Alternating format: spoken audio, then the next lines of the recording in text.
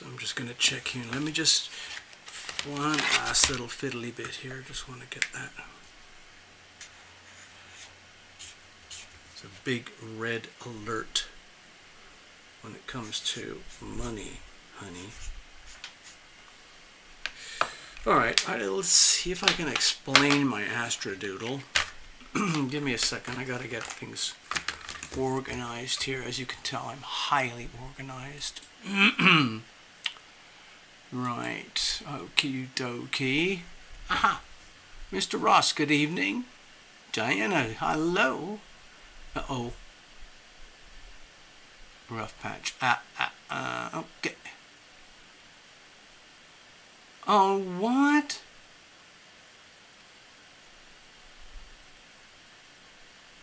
What? Oh my God. Hello, Lesieli. Obviously, some people are not doing well. Precious. Oh, dear. Okay, hold on.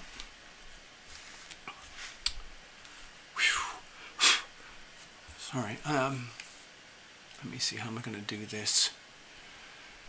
Oh, gosh. You know, let's just come back to this in a little bit. I just want to say hello. There you are. Good evening. Greetings. This is my little American flag thing here. Precious. You know what? Just because you know I'm about locations and stuff. Lesieli, did you make your transition to California? We'll talk about that in a little bit. Precious, it sounds like it's been very rough. You've lost 3 loves and 3 fur loves. Can I get a reading on grief? Yes. Diana, please can you remind me location? I'd like to know. Gregory, I know where you are. I'm just kind of feeling quirky about locations tonight. That's all. Man, that's bad. Okay, so over here in my little world, I haven't lost anyone directly, personally myself, but by association, I count 4 people died in the last 3 months. Not even that. And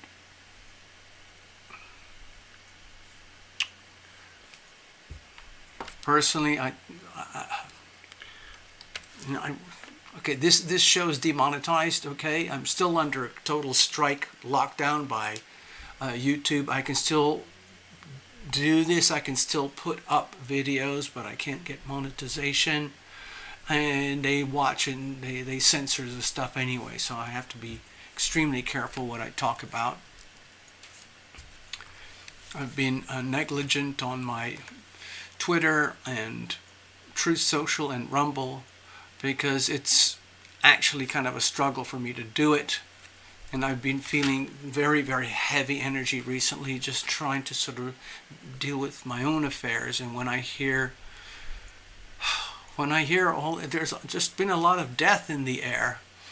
And for whatever reason, you know, I mean, statistically on a global scale, it's very, very consistent. People die at a certain volume day after day, and people are born at a certain volume day after day, and there's very little different variation in the percentages.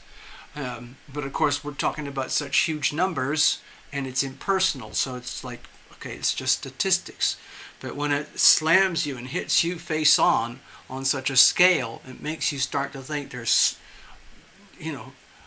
something going on that it's almost like it's personal.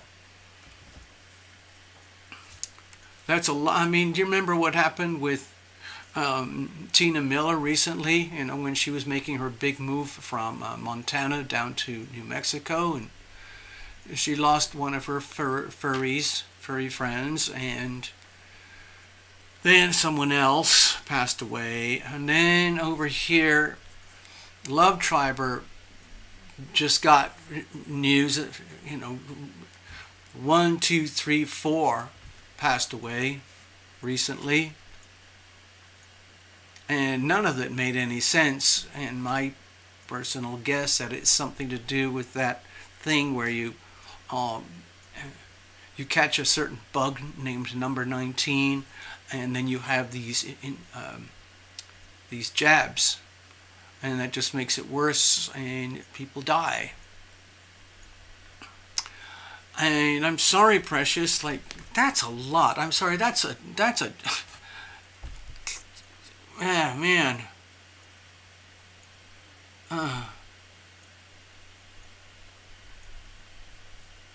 Lost 2 aunts, my uncle, and 3 cats in 4 days.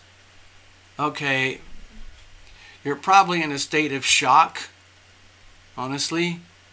It's great that you're hanging out here with us. That's a good thing. I mean, it sounds weird, but we're sort of used to it here. A lot of the people who visit here operate at these like high, what I think of as high frequencies. And you get to a point where the atmosphere gets very rarefied at those frequencies, and you can start to feel very isolated and lonely. And if you don't have, friends and family and a community that's operating at the same frequencies, it's very frightening. People can feel very disoriented and very alone and completely abandoned and rejected by the world and society, and it doesn't make any sense. There's no rationalization to it, except that stuff happens. I don't know if it's easier, but I guess it is easier to handle these energies of tragedy when you're operating at the highest frequencies possible, because at that point you understand that it's just literally nature taking its course. And sometimes things happen in clusters, sometimes there's quiet spells, sometimes there's catastrophic mass events, all sorts of things. And that's just all part of nature, the cyclical things and all the randomness that goes with it.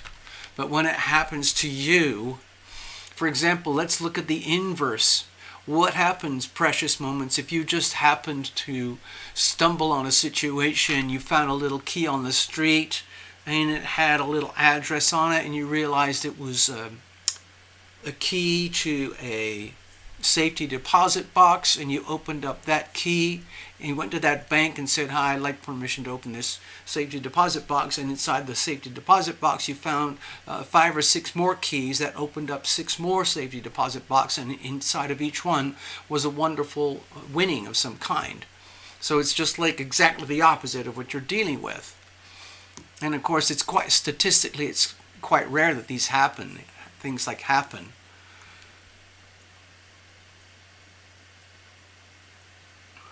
Hello.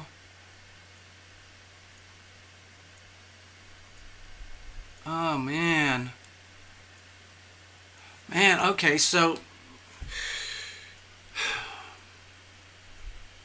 Alright, I'm just going to take a shortcut here. I'm going to point to Saturn in Pisces, okay? So we're dealing with the 12th house, the end of ends. You know, like the 8th house is to do with crossing over to the other side. It often involves deep, profound,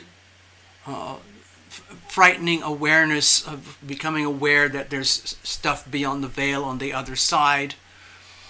And it's associated with deep, deep aspects of the soul, the deepest pit of the soul, and then you come out and recover.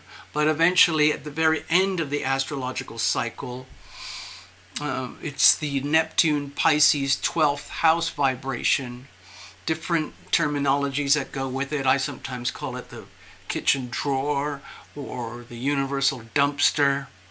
It's also like the graveyard. It's the institutional asylum for irreconcilable health issues. It's death, decay, disease, mold, fungus, rot, and causal energies that go with it. Things like betrayal, treachery, lies, deception, theft, abuse, and lots of variations of that stuff that are just kind of hard for me to talk about on the channel. But it's sort of like the most unhealthy and ugly and frightening and tragic sides of human experience. I've lost all sorts of people in my life. I'm still going. Some of the folks that I lost, it just didn't seem fair. But then again, you look at it from the big picture, it just is what it is.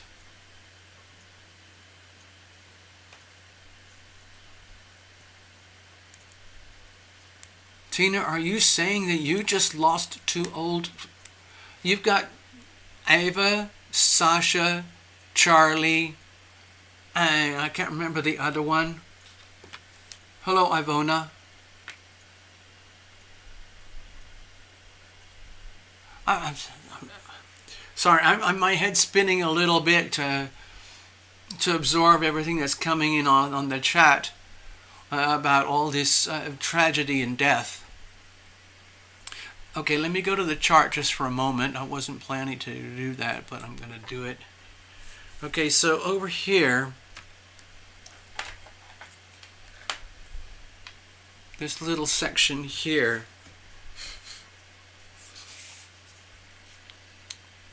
see, this is Pisces energy. This is the 12th house, the end of endings, the house of hidden enemies. It's the house that represents disease, decay, and things that are very, very hard to heal and diagnose. And so death would be a very natural consequence.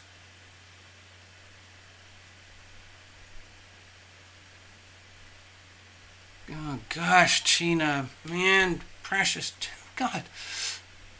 So Neptune's been here for almost, 12 years now, traversing the 12th house. And we've seen a lot of tragedy and very, very sick stuff exposed all over planet Earth. Disease, diseased human beings, diseased, very sick human depravity and behavior. And it's not happening right now, but eventually Neptune's going to reach the 29th degree of desperation. Okay? I think we're going to see the theme of tragedy and suffering really expand across Earth. But when Saturn entered Pisces, which was only a few... When did it? Let me just check here for a reference. Saturn entered Pisces officially on March 7th. Okay, so now April 7th. So it's only like 6 weeks ago. And in that time, there's been a very deep shift in human experience. And what I predicted is that a lot of the things that were hidden, that needed to be revealed for healing, will be exposed because of Saturn. Saturn will be the karmic reaper, so to speak, and testing of humanity, and testing the reality and the grip on reality that human beings have and all nature. And it effectively, it's almost like saying, well, I told you so. And it's almost like saying, well, please understand, dear world, Saturn is what it is. It basically represents reality. I talked about it a lot when Saturn was over here as the reality check police in full force when it was conjoining Pluto and Jupiter, but we've moved on quite a bit since then, a few years now. So Saturn just started. It's a 2.5-year journey. My personal view is that over this 2.5-year journey, we're going to see a lot more sickness, squalor, tragedy, and exposure of all of that in order to be tested and examined. It would be just like a school or a college experience or a business experience where somebody comes knocking on the door and it's like, we're going to audit you. Okay, it's time for your audit. Whether you're a politician, a student, a housewife, a young person, an entrepreneur, in any country, any culture, any nationality, the audit is happening regarding the kitchen drawer or the cesspool or the dumpster of life. What has been hidden that needs to be exposed, what has been hidden that needs to be healed, it will be revealed and be tested. And then what is it that really needs to be thrown into the dumpster and vaporized, you know? And so, in other words, it's almost like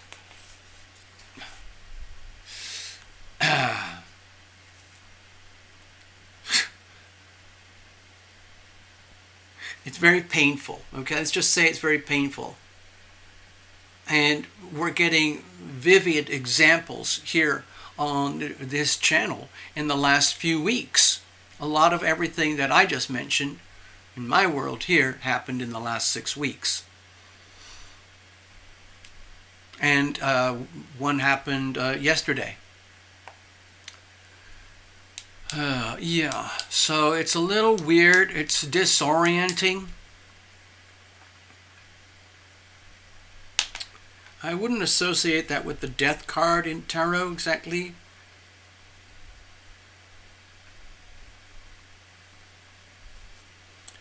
Maybe the Five of Cups or something. I don't really know. But it's going to amplify. And there's going to come a point when Saturn, in the next 2.5 years, Saturn is going to get very close to Neptune. And I don't want to scare people, but I think we're going to see a much deeper depth of tragedy and suffering on a global scale. And again, these are kind of inevitabilities because life moves in cycles. Ups and downs. Tragedy, opportunity, tragedy, opportunity. Anyway, I've been doing a few readings recently, some private readings and so on for people. And it's actually the things that have been really sticking out to me. I've mentioned all of this before already about Pluto on the cusp of Aquarius. Let's just get that out of the way. We're going to see, mostly for the rest of this year, up until October, November, really to the end of the year, that the elites at the very, very, very top of the pyramid of global power, money, and control are going to go absolutely berserk, ballistic in their last, most desperate efforts to obtain absolute totalitarian command and control of planet Earth. according to their lust for power and money and control. And it's all been planned out for years, but it's coming to a head. The tricky part is that for them to achieve their goal, they have to become fully exposed to the world in their empty, hollow, evil agenda. So,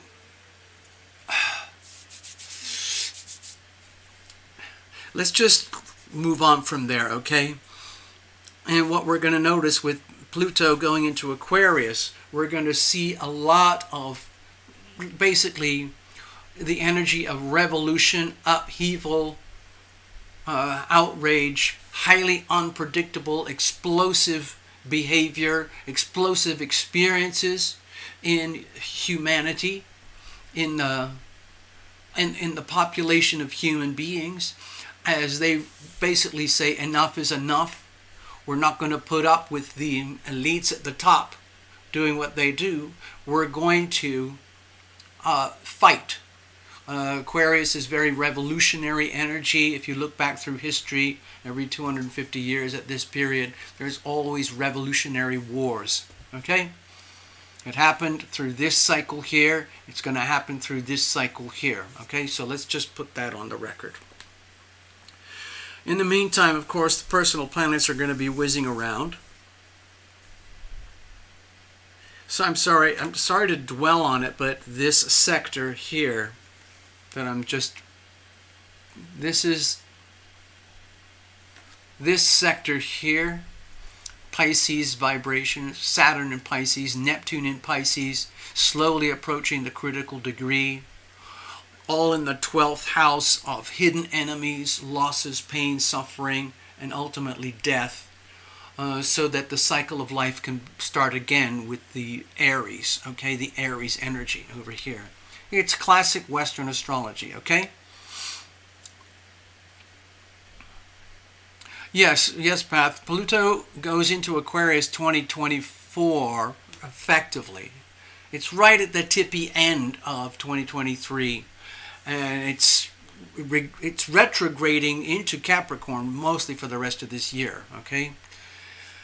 And so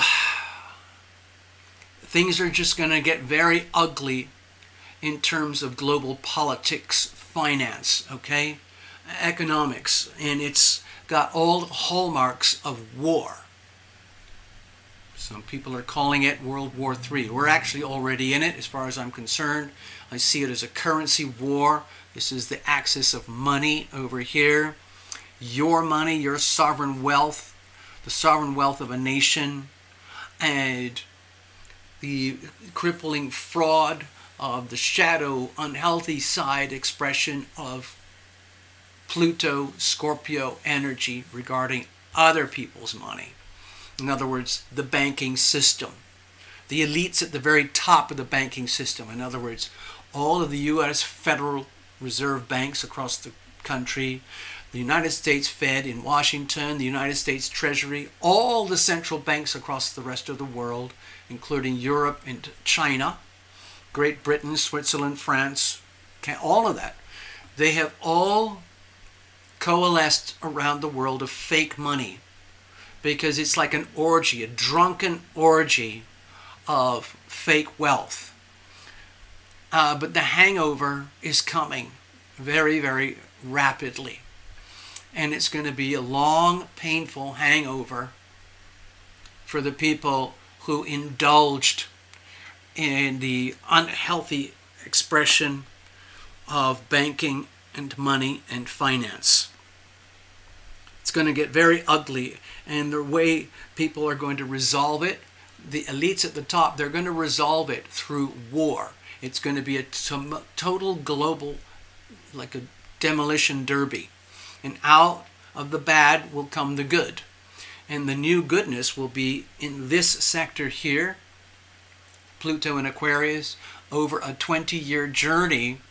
The global financial system and political systems will radically change in the way they are, let's say, conducted or portrayed. And there will be a decentralization. It's already happening right now. Anyway, let's move on. Let me just put this up closer on the screen. This sector here is very disturbing. I've been watching financial channels, and they don't really deal with astrology. There's that guy Sama. He deals with this stuff, and he kind of understands it, and I think he's made himself credible enough that he is actually hired by, financial elites. And this is going to get worse around the eclipse, which is May 5th. And some of the channels and sources that I've been watching are sending a lot of red alerts on a global scale regarding the timing of a major advance in the controlled demolition and explosions and destruction and the collapse of the global banking system. So, and what the thing is about the financial channels, they always have to state, oh, I'm not a financial advisor, I'm just, commenting, telling my opinions and all of that. But none of them realize that they're actually pretty close to something, and they can already smell it. It's already happening in the American banking system. Behind the scenes, you can't see it. You're never going to see it on the front windows of Chase, Wells Fargo, Bank of America, U.S. Bank, Citi, all the big banks. You're never going to see a sign that says, hey, watch out, everybody. Things are getting very, very bad. We've just stuck this poster on the front door of our branch. You better start taking all your money out now and buy gold. You're not going to see that, obviously. Okay? So anyway, this is like a ticking time bomb here. All right? And we're looking in the next few weeks. And then, of course, that will have ripple effects that are going to go across the world, and it's going to be it's going to drag on for a couple of years as the actual implosion happens. Another thing that's a theme that's been coming up many times in the personal private readings is this Aries energy here. Jupiter in Aries, Chiron in Aries. Chiron's right in the middle here, and that's a lot of pain.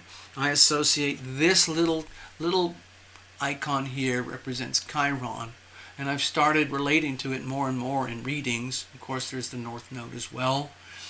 The whole idea is that humanity here is, we're supposed to reorient ourselves back to honest money, real money.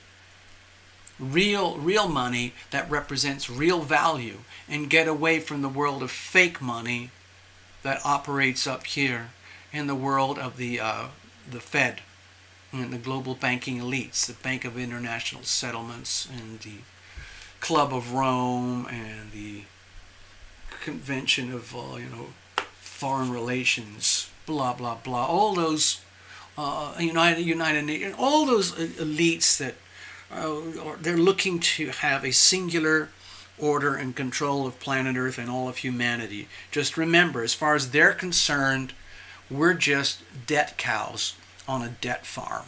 That's it. In China, it's slave cows on a slave camp. But either way, it's still misery. And the governments and the leaders try and present a story to everybody that makes it look like we're actually, the leaders, we're actually doing you a favor, granting you a good life. But of course, it's an illusion, because what they're doing is milking you for everything that you have. So taking real money from you and extracting it over into their world over here, where they play with it like a massive casino. And if they fail, the debts are made whole through the public. If they succeed, the profits are privatized. They keep all the winnings, And if they make losses, they make you pay. They make us pay. They make we the people pay. And more people across Earth, the individuals, the Aries, the singular sovereign self of you, each and any of you who are watching this right now, are starting to be aware about how we've been played for so much, for so long. A lot of people are in denial, of course, because they don't even know any of this is happening. So, anyway, it is happening, and a lot of people I've been coming across are sharing their stories of tragedy about how they themselves are starting to feel weak, fragile, abused, dismissed, exorcised from their world, their community, deprived of their right to sovereign selfhood. And of course, Jupiter there is expanding the misery and the pain and the wounding and the suffering. Okay? The beauty of this is that when you're aware of it, you realize, wow, it's time to reclaim my sovereign self. And so on the healthy expression, that's what's happening here. Individuals, singular individuals across Earth are waking up. Okay, waking up. Pluto in Aquarius. Huge wake-up call happening here. And they're saying, you know what? Enough is enough. The whole world has been scammed for too much for too long. We need to take back our sovereign selves and reclaim our true wealth, money, and finance as an expression of our sovereign selves. So we can do things like work and earn money and prosper and grow and grow and grow. You all know, of course, that the system works, that from the banking system, that they create fake money, and it's called currency, and we believe it. You know, money is what we believe it to be. Okay, so they have done an outstandingly successful job of propagating their scam, and billions of people on Earth have gone along with it. Some people have prospered tremendously, and billions have suffered, because it's actually a very destructive process. Anyway, that's a bit of a rant there. Mercury's retrograde. Over here. Right on the North Node. Right there with Sun. You know? Mercury's, let me go over here. I just want to double check here. Yeah, Mercury's in Aries. And so I think what's going to happen, we're going to start to see news cycles across the world where we're going to probably hear lots of stories about individuals coming forward with their truth and claiming their sovereign selves and their sovereign identity. And it could be anything. It could be in sports, could be in finance, could be in business, could be in health practices. It could be in management. It could be in politics, government. With the 0 degrees Aquarius, there's going to be a lot of whistleblowing. Okay, a lot of demand for revolutionary whistleblowing. No matter the consequences, people are starting to blow the whistle.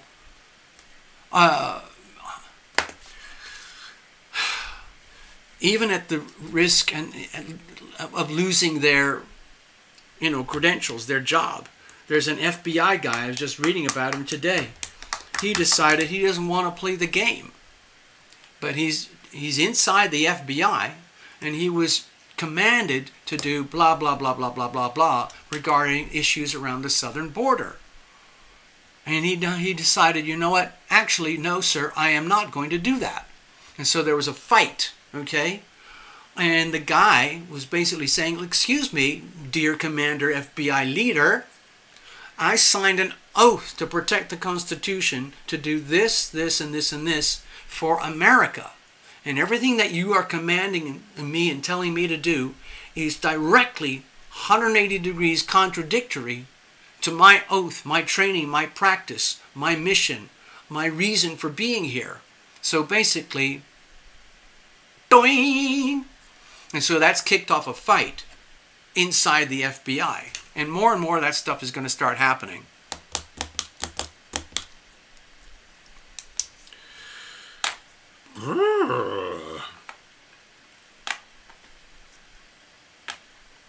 Okay.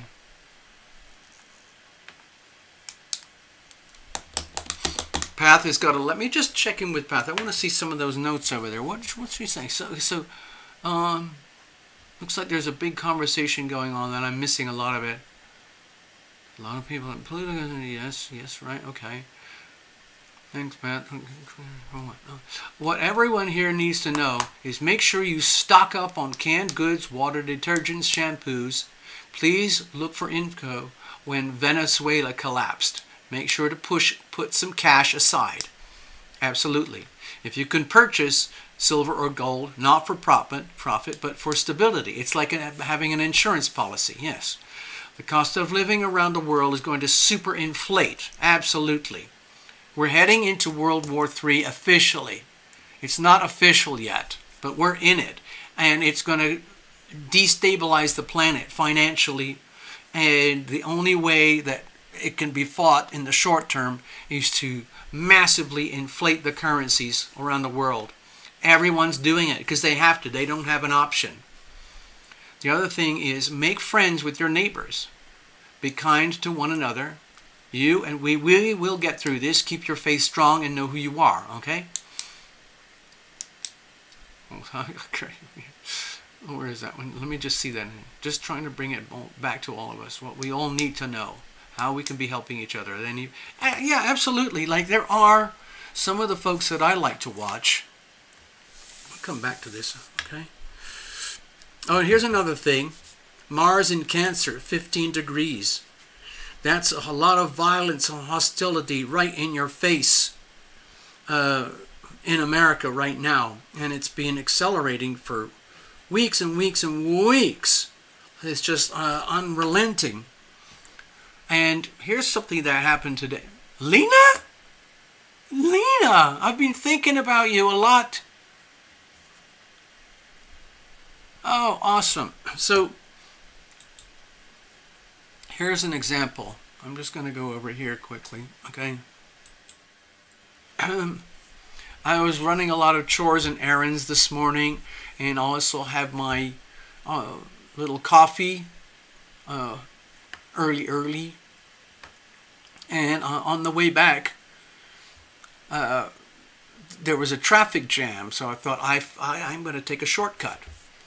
And as I got through the shortcut, I found about 7 cop cars and 2 ambulances in a certain neighborhood. And there was a guy in a kind of open little mini park area who was going berserk, absolutely berserk. And some of the neighbors had screamed out, "Help, help, help." And help arrived very quickly. So I don't know what it's like in different cities, but over here, the cops tend to be very responsive. Anyway, here's what's sort of weird. A lot of psychic events have been happening here, right here, lately. Accelerated, amplified psychic phenomenon. And Love Triber was telling me a story this morning. That she had had a good night of rest, but she woke up suddenly because she heard somebody screaming for help outside. And I kept thinking, it doesn't really happen much in this neighborhood right here where we are. And then I thought, oh my God, it sounds like she might have psychically picked up the scream for help from about 20 blocks away. It's nothing unusual in the world of psychics, okay?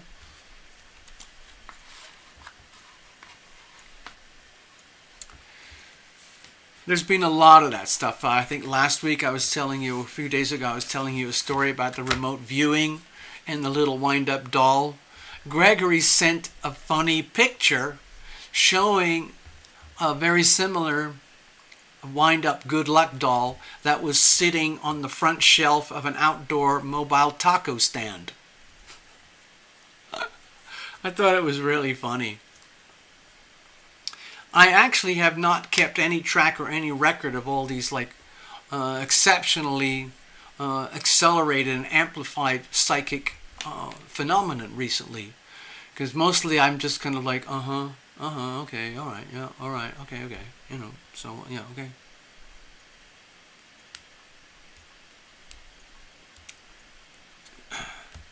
Thanks. How are we doing?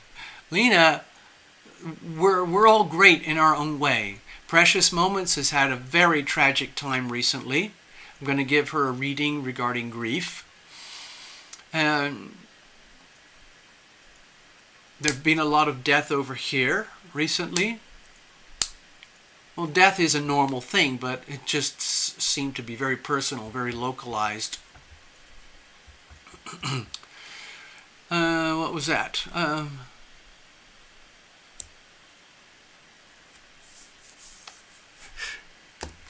What I've been doing, which is what actually calms me down, is I've been watching. I like to keep track of global headlines on a kind of regular sort of not TikTok, but like a ticking clock basis, because then I can start to see patterns. I love to immerse myself in things that I love to do, which is mostly art and music and writing, but it's very, very difficult for me to do that at this chapter in my life right now. So I'm focusing on more things like life, home improvement stuff, so where I can immerse myself and remind myself how incredibly fortunate I am, and then I can get my hands into things as opposed to having to live from my neck upwards. I'm using my whole body. I like working with my whole body, not just my head. And anyway, so what I've been noticing is that there's a lot of upheaval going across the world. It's not just America, it's the whole of planet Earth. I've seen some of the stories happening in Argentina, Lina, where Argentina president is trying to hook up with the Brazil president and create a singular currency. Okay. I mean, I don't blame them. I don't blame you. I've been reading about how Argentina is having a really hard fight with inflation right now. So that's miserable. That's miserable for everybody. You're very lucky. Oh, good evening, Maria. So in a way, Lena, in a way, the inflation that Argentina is suffering is indirectly the result of the United States printing trillions and trillions of dollars worth of fake currency. It's bad. It's affecting every country on earth. 2 weeks ago, the African country of Kenya the president announced, dear people, hint, hint, you might want to start dumping your dollars now, because things are going to be changing in early May. I just watched another financial channel today. I'm sorry, Lena, I'm going on the financial things again, okay? One of my other finance channels, he's more like an opportunist kind of fellow. He knows how to smell opportunity and shift and move accordingly. Like, he knows how to spot bad situations when things are going down and how to turn that into an opportunity. And he's got all sorts of like under the table connections here and there. And one of his connections is deep inside a mid-level bank in the Midwest. And the connection emailed him and said, hey, listen, ninja guy. There's some bad stuff happening here in what was it, Kansas, did I say? Effectively, the message is that without saying it directly, there's a bunch of mid-level banks that are going to go down. The feds are going to come in, they're going to seize the banks, lock it all up, and the public will not be informed. It's part of the banking restructuring thing. Maybe it involves the FDIC or not, whatever. But I felt like writing to these finance channels and telling them, hey, listen, this is all highly predictable. Do what you have to do to prepare now. Inflation is affecting the whole planet. The people at the top, of the very tippity top of the pyramid, of course, the inflation is how they make their money. It's all printing, fake currency, which we accept, and then in return, through the loaning and banking system, we send in our sweat and our equity, and then they get rich. And they pay themselves crazy money to play the game, to play the fraud. Anyway,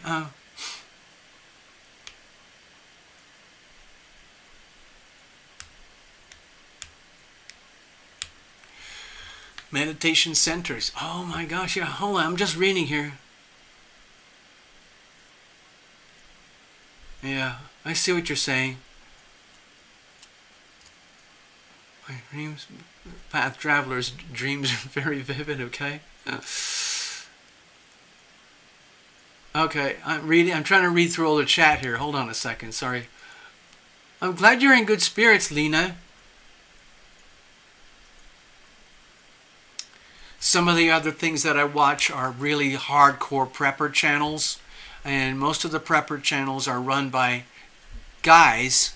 The ones that I watch are run by guys who are all ex-military, and they have a lot of friends and family and connections in the military. Also, the first responders world, like firemen, policemen, and medics, and all of that kind of stuff. There are plenty of very good women who do prepper channels as well. I just don't watch them as much. So the reason I like to watch the prepper channels is because they're very straightforward. They just look at the facts, they just look at the reality, and they kind of go, okay. They call us preppers, but in fact, if you go back 2 or 3 generations, preppers would just be ordinary people, because that's how everybody lived. Your whole life was about survival. Your whole life was about being a good person. You live in a community. Everybody looks after each other. People understand the value of time, the value of clean water, the value of the land, the value of your privacy, the value of our Constitution, the right to freedom of speech, and the value of our right to protect ourselves and arm ourselves accordingly in order to protect the First Amendment so that we can maintain what we have. Both my parents came from essentially prepper families. They were deep into farming, and it was a very hard life in some ways, but it was also very real, very substantial. And I feel like I inherited some wisdom from my parents in that regard. I was not really an urban child. I was often living very close to nature. We traveled a lot, and we were either living in suburbs or out in the country. I lived way out in the country, in the boondocks and the hills and farms and forests and everything. Right now I'm in the suburbs of a city. But you can carry some of the lessons with you. And it kind of comes down to common sense. Like if you look around you, like the way I look at it, almost every day I go through a little gratitude ritual. I tell myself I'm a very lucky man. I'm a very wealthy man. I'm a very blessed man. I'm a very happy man. And I look at things like, wow, I've got all this. I've got my little YouTube channel. I've got electricity. I've got running water. I've got a shower. I've got a tub. I've got very powerful self-defense. I've got a wonderful little community. I've got food. I've got health. I've got doctors. I've got transportation. I've got gasoline. I have life experience. And I have you guys. And it makes me feel so warm and fuzzy inside. I just wish I could do more. I always wish I could do more. Okay? Okay, I just want to check the screen because there's a lot of chat. Yeah, Path was saying, like, get to know your neighbors. So I've sort of got to know some of my neighbors, but by choice is... how am I going to say this without offending people? I'm very careful and, let's say, careful with my neighborhood dynamics. Because I don't fit the demographics of my neighborhood. Not really. And so I have to moderate my behavior. Okay. So,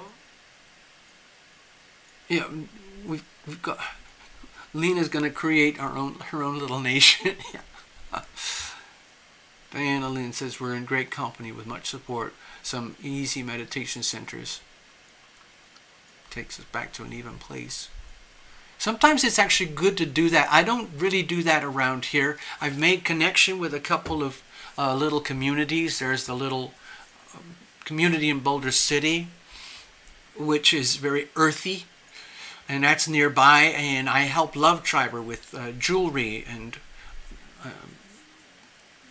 like a little hands-on business. And there's the other community, which is a mystical, spiritual community in the center of town. And I help Love Triber with, the things like the jewelry and the tarot and the astrology and all that stuff.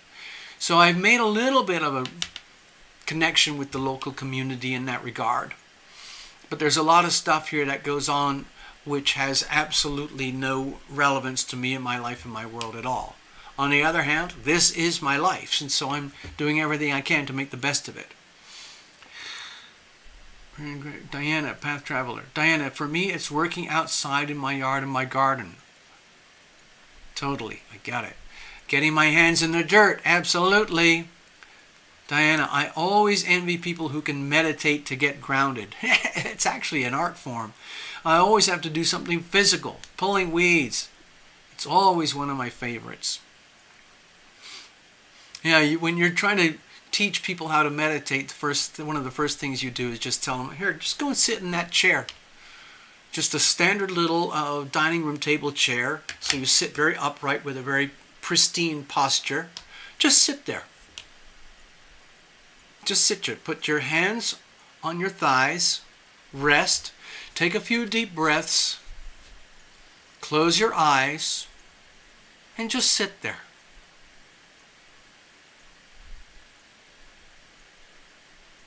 No, the screen has not frozen. I'm just doing what they teach you, like in meditation classes. And usually within 30 seconds to 90 seconds, people are like, oh, man, do we have to do this? I mean, we're just wasting time here. I'm just sitting here. It's actually really hard to do. Lina, same thing. I used meditation to pick up information. And I have to walk or play music to ground myself. And lately for Lina, it's cooking. Excellent. Yeah, Lina, yeah. I love cooking too. Cooking is another form of being a creator. Yes. Lina, TL. Good luck trying not to offend people on the internet these days. That's true. Learning how to keep my mouth shut, that's a bit of a problem. Tina is saying, I was walking my land yesterday, nervously watching for snakes. It's that time of year. That's for when snakes pop out to sun themselves. Yep. I had an old girlfriend years ago, and she was a pharmacist and a head nurse at a big hospital in Southern California. And she said one of their biggest, most scary things that they always have to be prepared for is snake bites. And so snake bite serum, whatever it's called, is a very preciously guarded commodity in these hospitals. Tina, Path Traveler, says, like, Tina, go walk with a shovel. Yeah, Tina, Path, envisioning you pulling weeds. Look before you pull. That's how a lot of snake bites happen. Really? Wow. Tina Miller is saying, like, you got to watch where you step in your climate. Yeah. I saw the pictures, Tina. My gosh. My gosh. It's like high desert. So it's still very sparse. I was looking there, Google Earth and all that stuff. You can see all the mountains and the plateaus and the wide open spaces, the vast open sky, a couple of little houses miles away and so on. And yet you're fairly close to that, to a big city. And because it just looks like the land where you are actually has a higher degree of moisture than it does over here. Like right outside the property here, there is a storm drain wash. It's very big, but I've never seen it operating really. And the land, the actual earth, the dirt itself is completely dead. It's completely, utterly dead. The only time that anything grows in the dirt around here is if there is a rainstorm and very, very old, ancient, hardy seeds from weeds start to sprout. Anything that you plant in the traditional gardening sense will die. It always dies unless you spend huge amounts of time, money, and energy on irrigation, watering, mulch, fresh dirt. Anyway. Watch where you step in my eye. Well, I don't have snakes around here. Path says if they are, they're rat snakes or other non-worrying types. Okay. Diana, it could even be Washington. Diana said, what? Diana, I totally get it.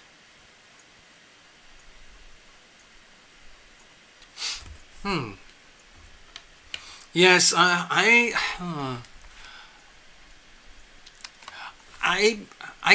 tend to lean towards physicality as well. When I was doing all my advanced yoga training and stuff like that, it was very, very physical. Very physical. One of my dear friends back in Los Angeles, she still does traditional yoga today, pretty much on a very routine basis. And it's very, very soothing and healing. It's physical. But I like to do physical things. I've always been that way. So I understand you, Path. I understand you, Diana, even washing dishes. Washing dishes is an art form, okay? I'm working on projects like home improvements right now, and I'm trying to work with a microscopic budget and to make things as good as possible so that, life is enjoyable. Otherwise, you just get swamped by depression and negativity, like, oh, I don't want to get up and do that. It means I have to work. Work for me is like salvation. Physical work, mental work, all of that stuff.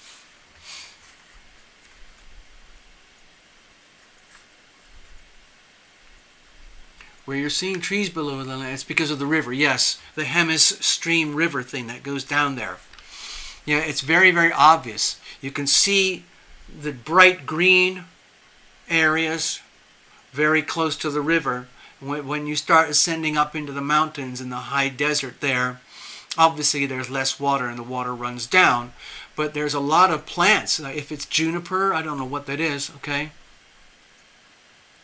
I wasn't, Lena, I was not saying that. You can't get a snake bite while you're washing dishes. Oh, I thought I was saying you could get a snake by doing... No, no, I'm sorry. I remember when I was a little kid, I was in a small little traveling zoo thing, and they had a massive python, and the body was about this thick, and maybe, 15 feet long, and I went up to pet it, and it was a beautiful animal, absolutely beautiful. I'm not a big fan of zoos. I'm not a big fan of animals in captivity. I have a reputation for releasing animals in captivity, especially when they are abused animals, okay? Tina, I love it. It's going to be beautiful out there. All right, now, Precious. You know what? I think I need to get on with the reading for Precious. Precious, are you still here? Because I'm going to pull out a little reading for you.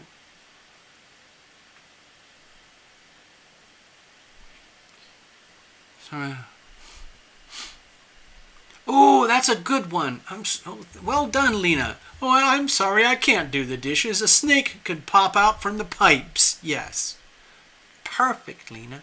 It's absolutely perfect. Okay.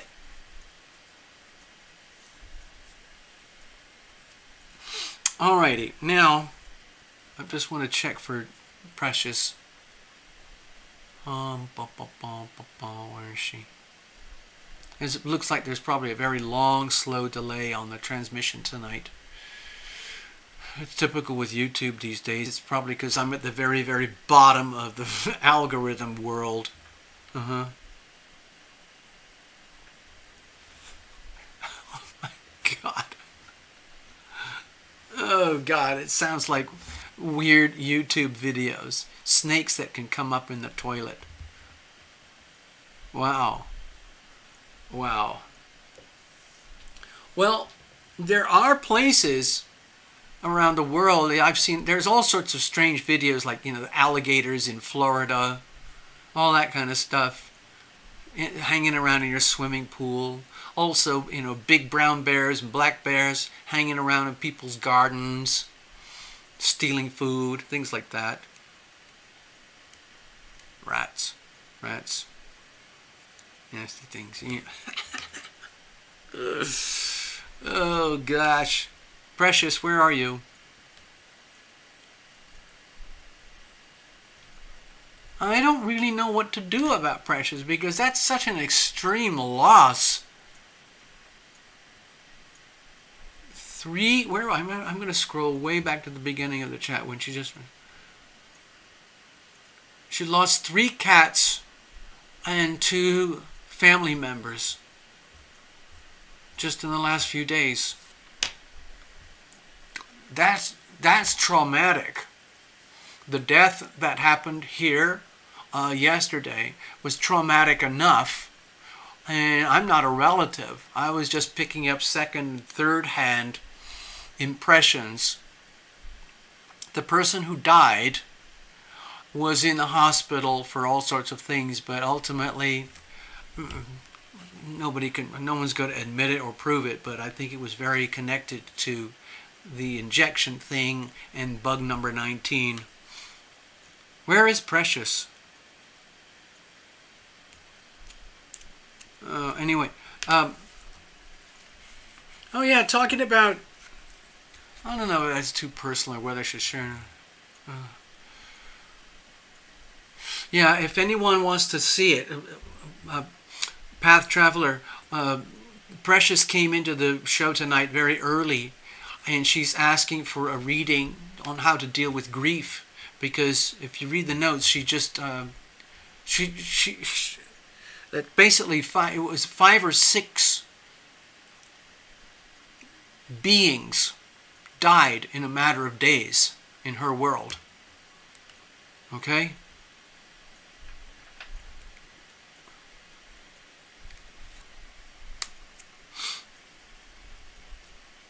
It was funny. I want to tell a little story about psychic impressions and things, because that's kind of normal on this channel. Last week I told you about the remote viewing contest and the funny little Asian good luck teddy bear. Honestly, I believe I could have won that competition if I was into it and I hadn't kept pushing it away and dismissing it. But anyway, the person who died yesterday was a friend of a lady called Sandy. And Sandy comes here to visit. Anyway, there were phone calls going on, and I overheard the thing about the tragedy, the death, and it was kind of scary, the actual circumstances and what happened, and I heard a lot of the details of the story. I tried to stay calm, and in the background I just wanted to, because it wasn't a personal loss to me, but I could sense the shock and the grief. It's shock, literally shock. I don't know if any of you have ever dealt with hardcore real life shock, but shock is a very specific phenomenon. Tina would obviously know a lot about it. And of course, along with the shock is also the trauma and also the grief, and they're all swirling in your body simultaneously. It's like a massive chemical process. And one of the only ways you can deal with it is to cry and talk it out and vividly express what's happening. Otherwise, you're trying to contain a shock wave that cannot be healthy for you. Oh, so Precious, you are here. Okay. Oops, I just spilled my water. Give me a second.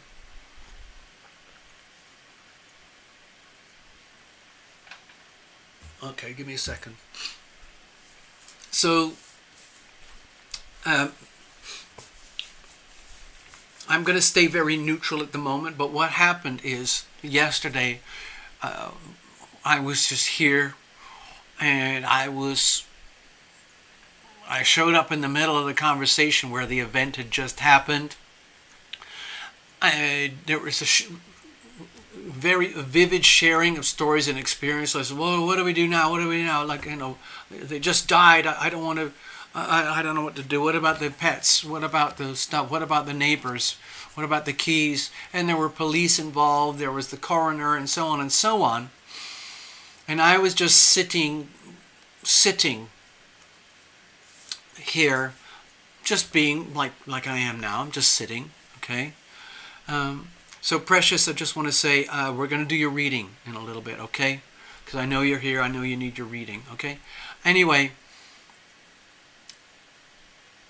Love Triber sometimes likes to tell people that I'm a psychic medium. And I can do that stuff, and I do it, and I have done it, and I'll probably keep doing it. But I don't really make it a thing that I broadcast. Hey, folks! Hey, everybody! I'm a psychic medium. Did you know that? Anyway, so after multiple conversations and phone calls, things quieted down, and people had to go off and live their lives and do things. And suddenly the room was empty. And I was just sitting there soaking it all in. I was very, very, very calm. And the energy of tragedy and grief and trauma had already kind of dissipated because the conversations had stopped. So I was just absorbing information. And then suddenly, in a very, very pure, classic, traditional psychic medium type of way, I felt this hand on my shoulder. And I looked over and I realized, oh, there's somebody here. Oh, it must be her. Oh, okay. And it was just like she was in the room with me. And she said, thank you. She said, thank you. Thank you so much for acknowledging me. I I don't know what to do. And I said, it's okay. I'm just hang out. All right. And I could tell that she was in shock herself from her own death. She was also very upset, angry, and she was also very, very sad. All those three things together. And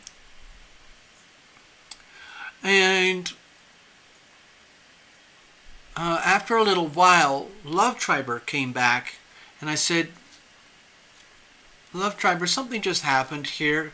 Do you mind if I run it by you? Maybe you could give me your take on it. And she went, okay. And I said, I have to tell you, I just had a visit from the lady who just died. And I need affirmation. And so I described the lady visually.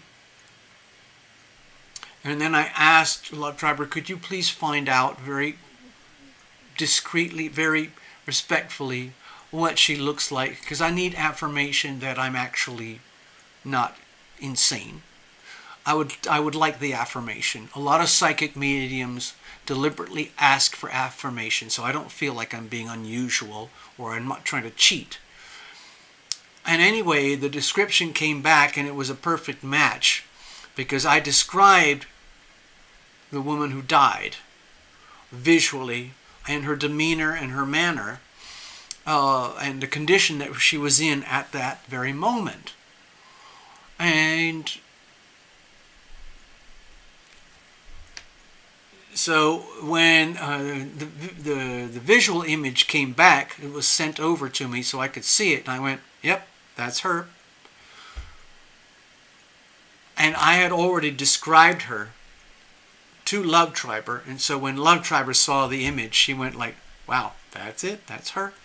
And so, for those of you here, where psychic mediumship is just, it's just a regular, ordinary thing. It's just like, it happens now and again. Like every now and again, a phone rings and you have to answer it.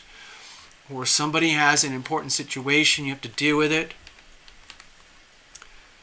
The hand on the shoulder. Yes, that happens to people.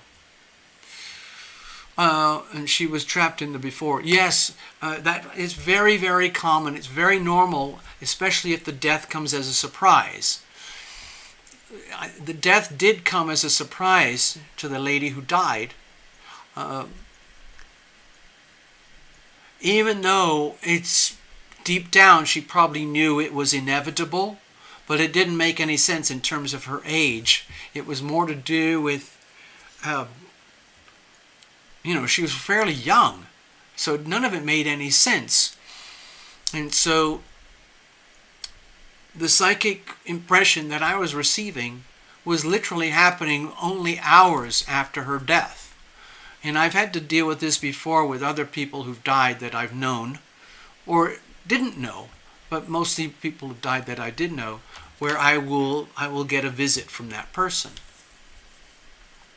And the reason I believe that she felt comfortable to visit me from the great beyond is because through a conversation to a conversation to a conversation, she had already been made aware that there was somebody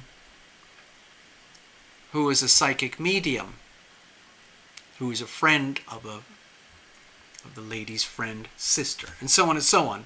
But anyway, there was a link. And my feeling is that the lady showed up here and connected with me because it was like one of her first stops on the other side. If you've ever heard of the fellow Daniel Brinkley, he is a psychic medium who specializes in hospice work. And so the story that I just conveyed is absolutely normal in that regard. I had very vivid visitations from my mother and my father at their time of passing. And sometimes they still hang out today. But anyway, let me just read the notes. I want to catch up. Hold on. Okay, hold on. I need to catch up. Give me a second, okay, Precious and everybody. I want to read the stuff in the chat here. I got a monitor over here, so I got to read that. Tina's going to look into solar panels. Feedback to the grid, yeah. Also, Tina, there's things you can put on a roof that looks sort of like solar panels, and what they are is like black hosing, and it gives you hot water because you have a lot of sunshine there, and you can drastically reduce the cost of heating up hot water using these things that actually create hot water. They look very similar to solar panels. So Lena, the hand on the shoulder, yes, that's very common with psychic mediumship when you're getting a visit. Tina, she was trapped in the before. Yes, it can feel like someone's trapped when the person dies. They're not. Sometimes they're not even aware that they've died. They're still very much in the 3D element, and it can be very confusing and disorienting. Precious is lost, obviously. Yes, Tina, there's in the world of the in-between. Precious, too. Path is saying, like, we all want to check ourselves that we're not crazy. Well, back in the old days, way before things like cell phones and TVs and radio, well, when you go back into the times of Native Americans and indigenous cultures, when human beings were starting to expand across the world just after the Ice Age, so we're talking about 20,000 years ago, that's when human beings really started to expand across the planet. Before the Ice Age, human beings were very, very minimal. But I believe at that time they were much more fluent in the psychic world, because they had to be. They had to be very deeply tuned in with nature and sensing things that could not be sensed through their eyes, their nose, their ears, their mouth, their skin, or their brain, or their traditional 3D consciousness. And so they would lean very heavily on the pituitary gland, which is at the very core of your brain, and it's like a transceiver. It's like it transmits and receives energy. It's almost identical to the structure of an eyeball, but it receives different frequencies. All right, but today people, would rather trust a smartphone or the internet.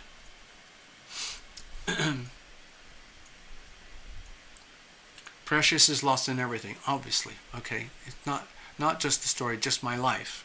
Okay. Hold on, I just lost the track of hold on.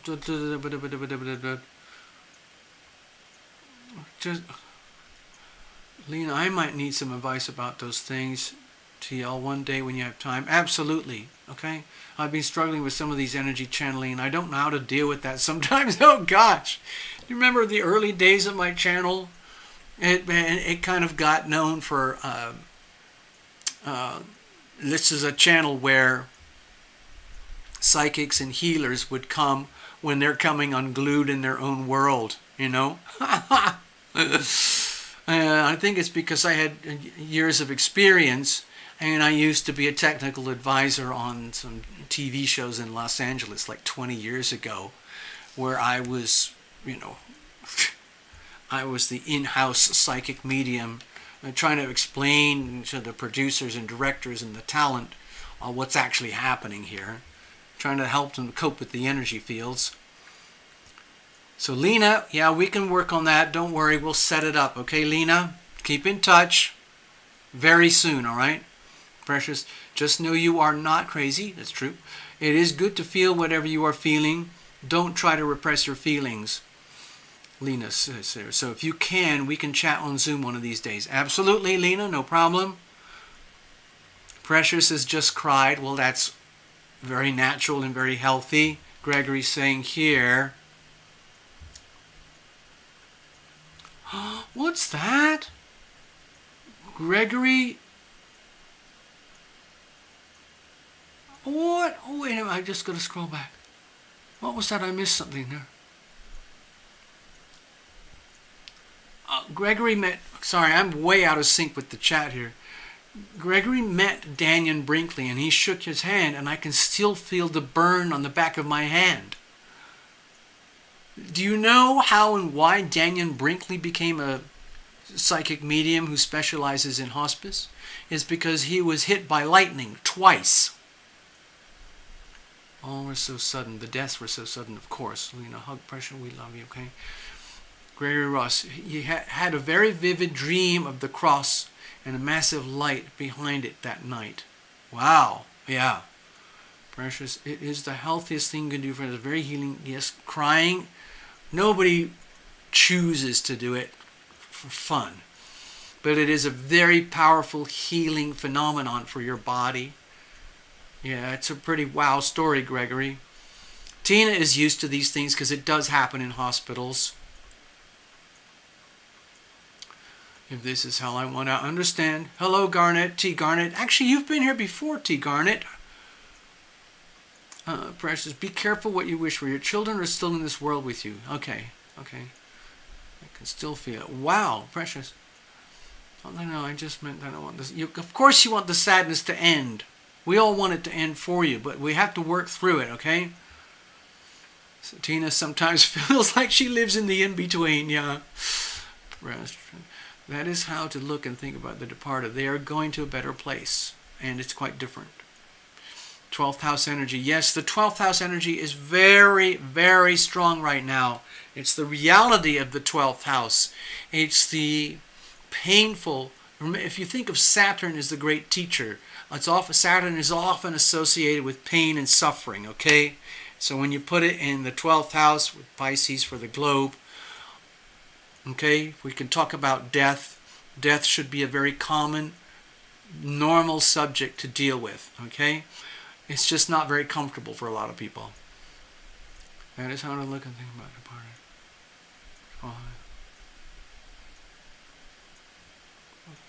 Nice. I love Trevor. I'm not crazy. I'm just grinning. Okay. Okay. Look. Hey, LT. Grin on. LT Garnet. Yes, from way back. Wine. Okay. Crying tears are under a microscope. Look very different. Oh, yes. I've seen that. I've seen it in books. So do tears of laughter. Okay. Lena is drinking wine. Oh, I can't drink anymore.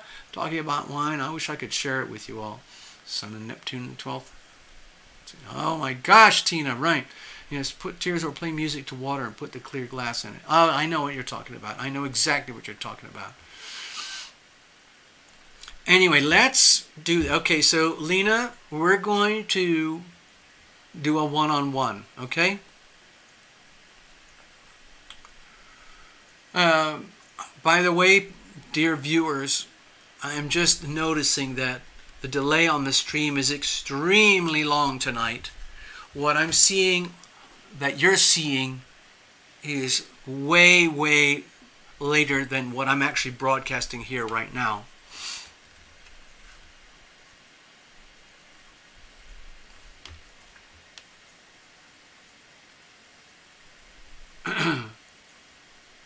All right. Okay, so here's what we're going to do.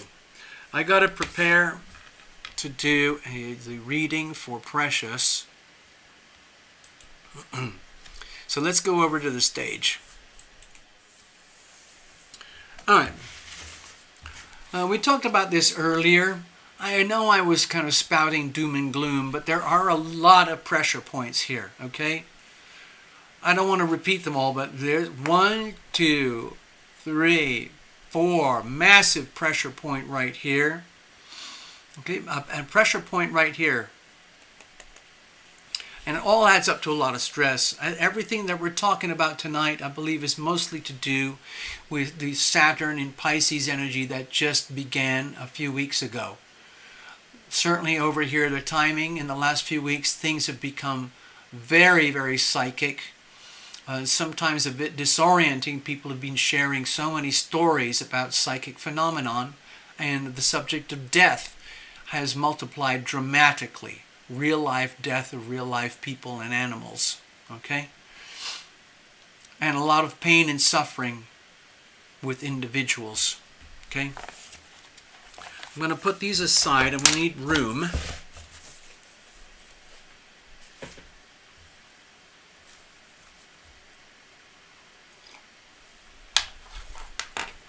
I'm just going to put these over here. Put all this up here. I don't think I need the crayons at the moment.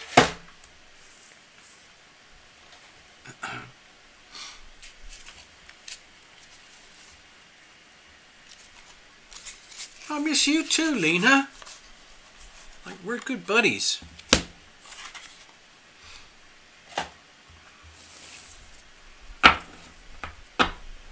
All right, let me get my notes here.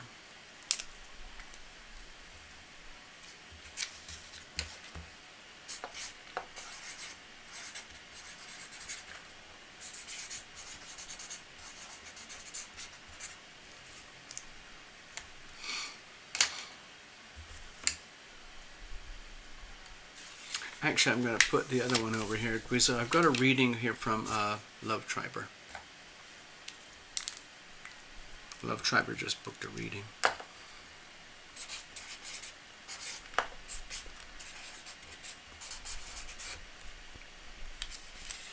That's all we're going to do, by the way.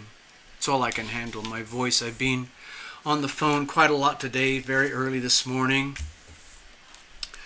And with friends and family.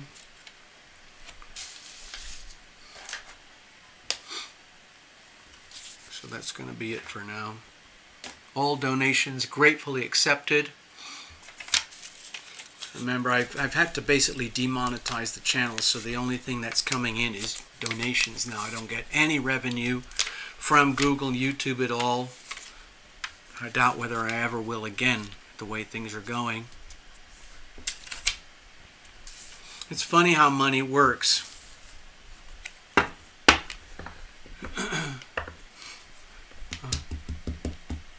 Oh, thank you, Mr. Ross. Let me just shuffle up. So Precious, it would... Give me a second here. So, dear Precious, what I'd like to do is offer you a private one-on-one later on when things have calmed down, and you can, share one-on-one. It would be very beneficial for me to stay very clear and neutral in the process. And if you want to think of it, when you're trying to deal with grief, I'm not a professional grief counselor, but I've had a tremendous amount of counseling for grief and pain and suffering and tragedy and failures and loss, depression and things like that in my life. I've had a lot of treatment for this stuff when things get very, very bad up here. And I think I learned a lot from my doctors and healers and therapists and counselors and all of that. And it's important, again, Precious, I'd like to work one-on-one with you outside of the show tonight, where I can sort of act as a kind of a neutral sounding board where you can say whatever you want and express whatever you want. And that can actually help as a sort of a clearing, in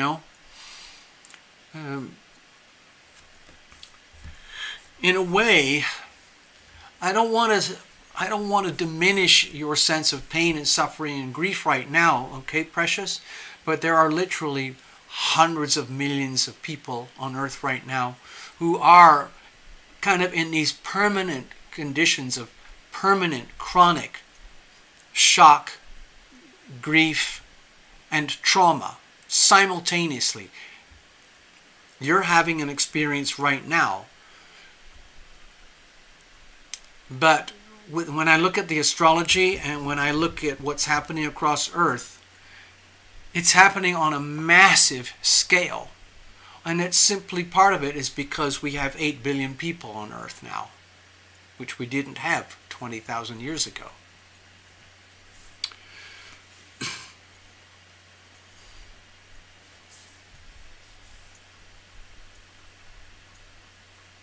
I know when I was dealing with death of friends and family and animals in my own life,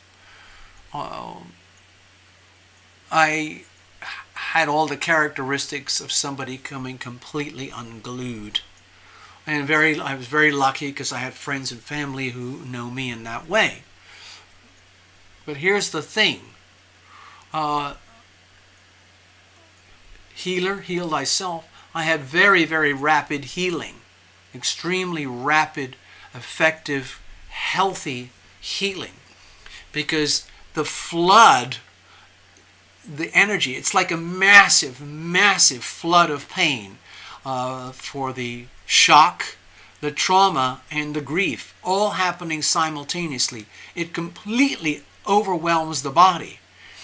And because most of it's associated with unwelcome news, unwelcome events, we feel it as pain, suffering, tragedy. And the release comes through things like crying, screaming, yelling, and just doing things that you don't do in normal day-to-day life. But it does clear, okay? Let's get back over here.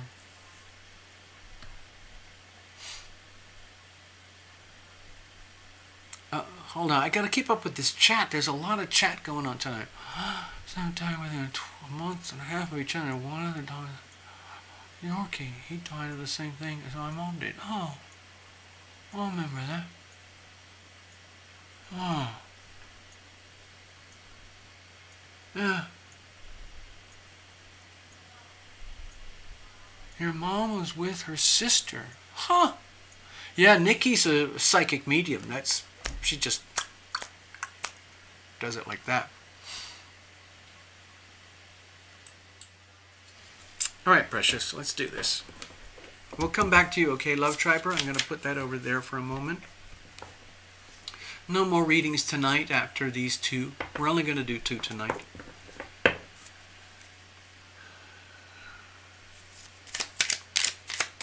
Cards are well shuffled from the last show and the last readings. No jumpers. I don't do that. I don't do reversals. I'm not doing... We'll see what happens, okay? So bear with me, precious. Hello, Ivona.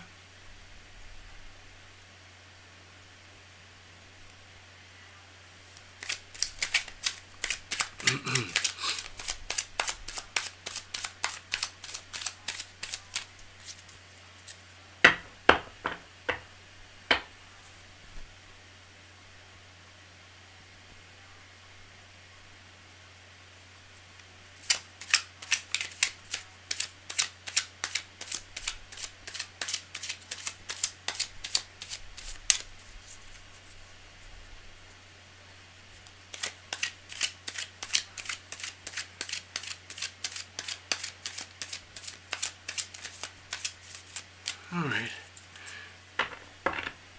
I'm basically, dear precious, I'm basically leaning on my own invisible friends a lot here this evening to basically help me get as effective and fluent as I can with your reading. Really what I want to do, what I'm hoping here is to just get some bearings so that we can do a follow-up, okay?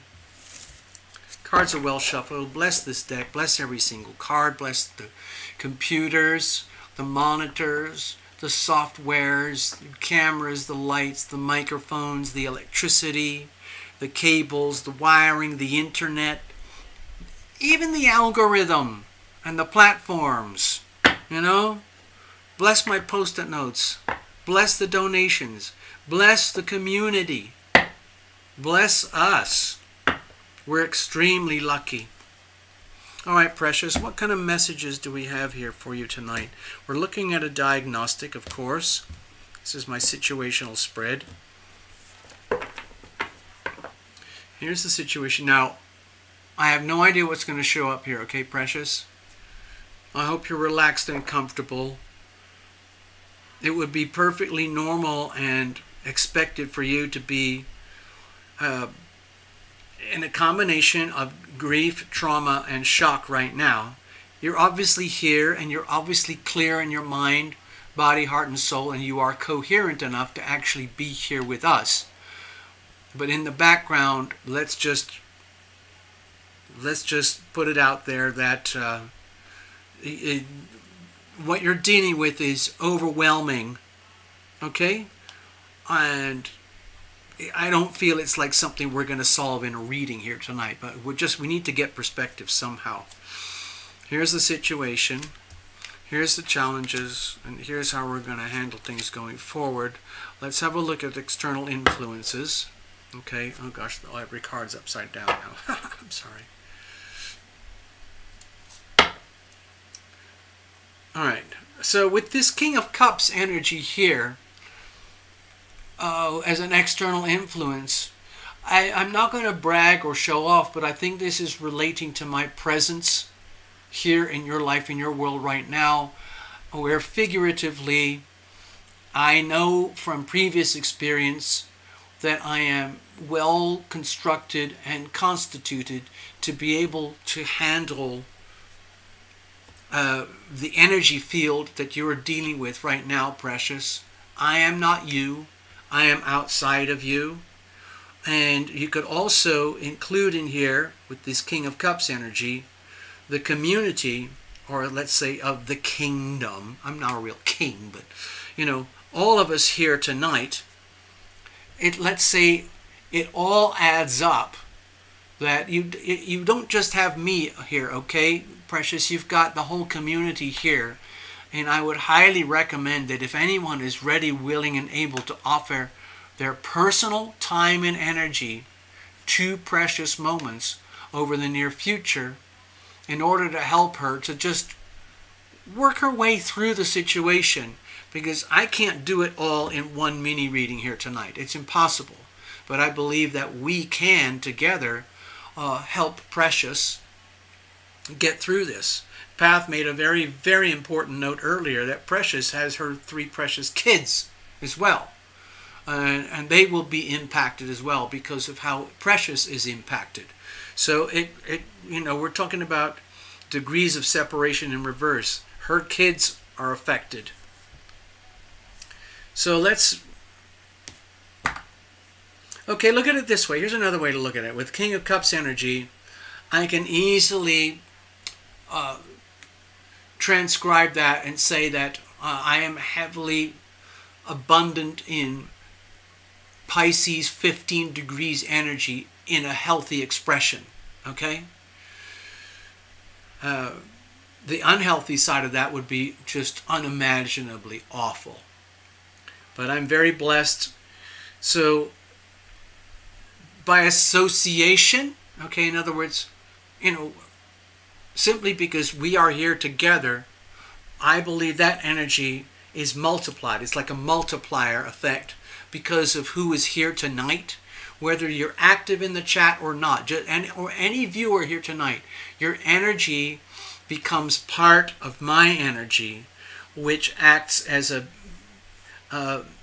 beneficial energy for Precious Moments. It's very personal, Precious. That's what I'm feeling right now. Like, this is very personal here tonight. This is very personal from me to you. But it's not personal in the way that I'm hurting or suffering. I'm not suffering your pain, trauma, grief, tragedy. Okay?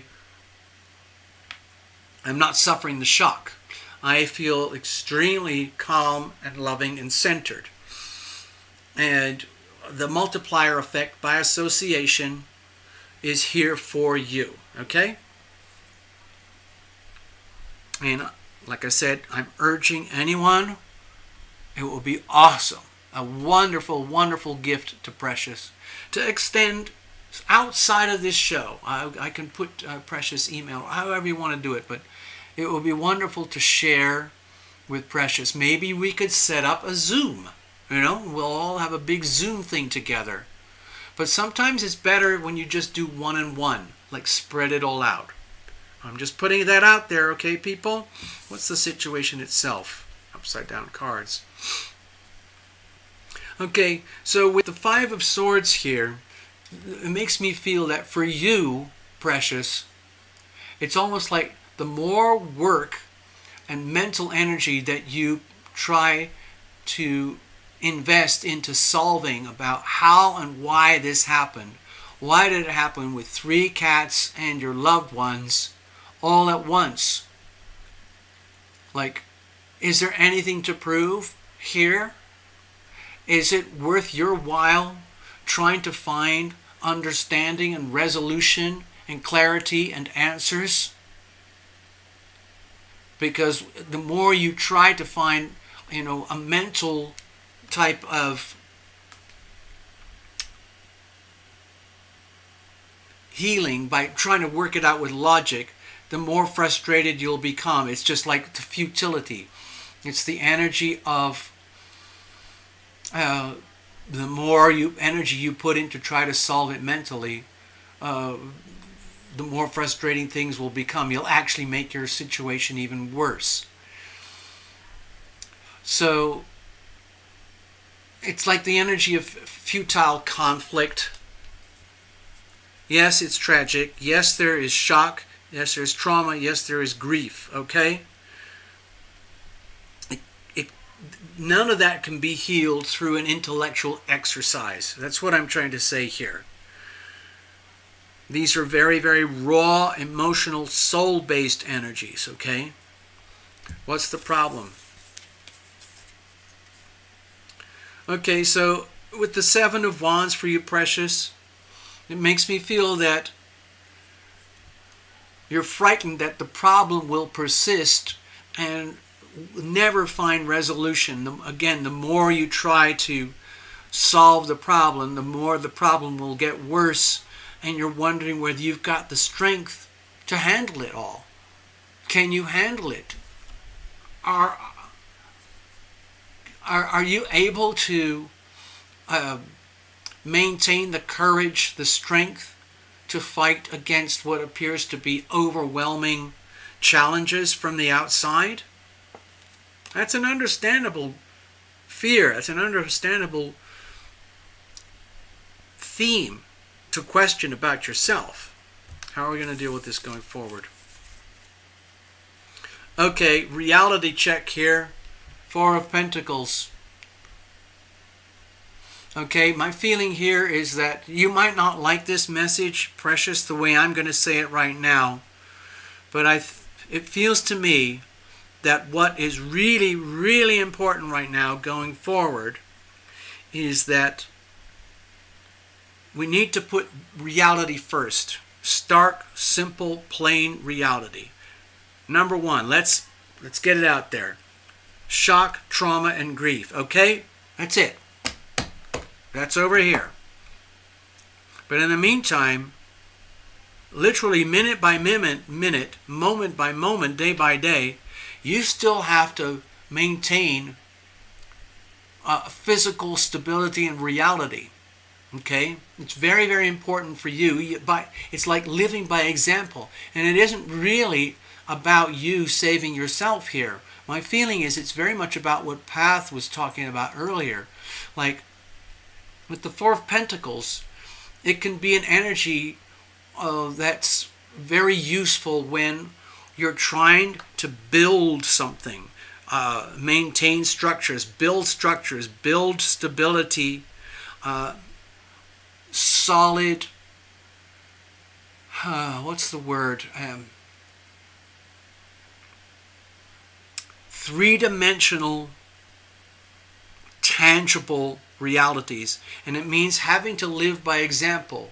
So, for example, this is going to sound awful, precious, but let's just say you're really struggling, okay, because of the shock, trauma, grief, okay? That's understandable.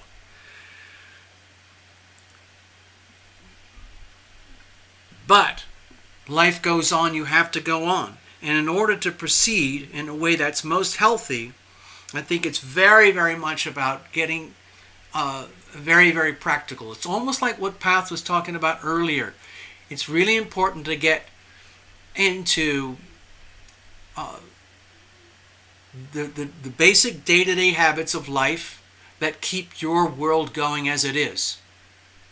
Number one for you, so that you can live by example and show how it's very important. You cannot, in other words, you cannot afford to fall apart and become a mental wreck and give in to the fear of failure out of like an indulgence. And this is I'm not trying to insult you, but the worst thing you could do is indulge in the grief, the trauma, and the shock. We can heal the grief, the trauma, and the shock. It's going to take time. I think it's going to be a collective process. But what do we do right now? How do we deal with your situation right now? The way to deal with it is just deal with the reality. They're gone. The 3 furry friends are gone. The other 2 humans, the other 3 humans, they're gone. So what now? What now? What now? What now is radical reality check. It means stabilizing reality. The 4 of Pentacles has a powerful energy of stabilization, structure. It's like the 4 corners of a building, the 4 corners of a table, the 4 corners of a skyscraper. They have to be very strong and solid. The 4 corners of a castle with a moat, the traditional drawing. And it has to hold up for extended time. And this has to happen very rapidly. It's almost happening at the level of a military operation now, where I feel like I'm having to do, triage. Like, come on, precious, come on, precious. This is very, very bad, yes, okay? Tina is probably an expert at this, okay? But we have to move on. You're here, you're still alive. You still have the kids, you still got some kind of domestic home structure that has to be maintained, okay? You've got to keep going. Very, very important that you keep going and you deliberately create stability. Now, every time, every day, over the near future, you might have spontaneous eruptions of crying or grief or sadness. Do not block that process or the experience. If it happens in front of friends or family or your kids or you're on your own, let that energy flow. Talk it out. Scream, rant, yell, whatever it is. Get it out of your system. Let your kids know that this is a difficult situation. It doesn't happen every day. And you're doing the best you can, and you're going to do the best you can because you love your kids. And you, in other words, we have to keep going. We need to become more solid than ever before.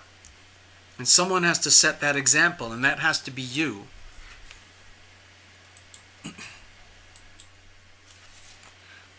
Dear Precious, I hope that helps you. If you could, please, if you get a time over the next week or so, could you write to me personally? Also, Precious, I don't know if you're miserable or crying behind the scenes or watching this right now.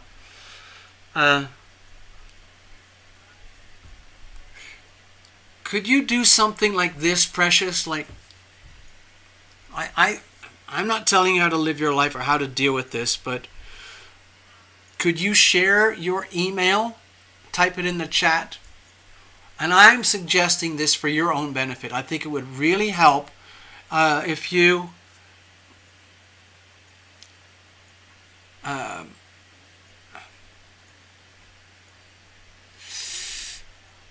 accept any kindness that anyone here tonight is willing to share with you in terms of their time and energy to help you deal with it. It really, really helps to do that. And one of the best ways is by email to get started. Then you can switch to a phone call or WhatsApp or something like that. And just maybe spend a few minutes with someone else besides me, someone else besides your kids.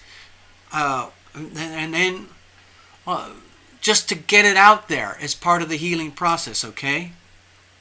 Yes, correct, Tina. Tears are extremely healing.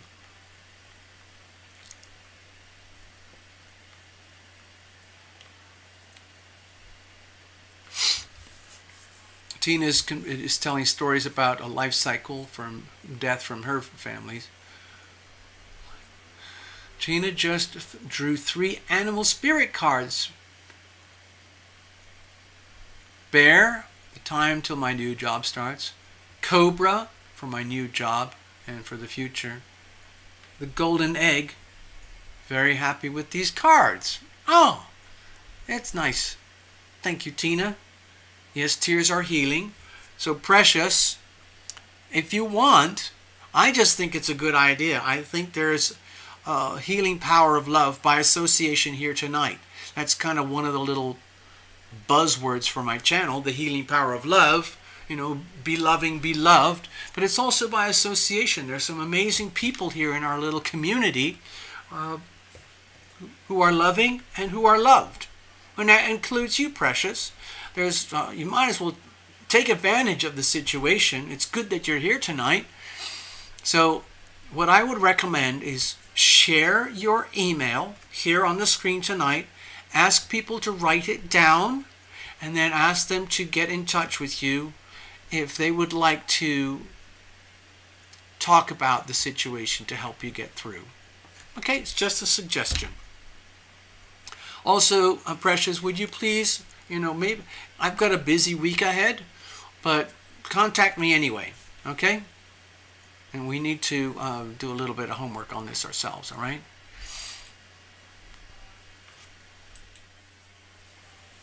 All right, Precious, so I'm going to clear this up for now, and we're going to now read for a love triber in a mini reading. So all I'm doing tonight is just these mini readings.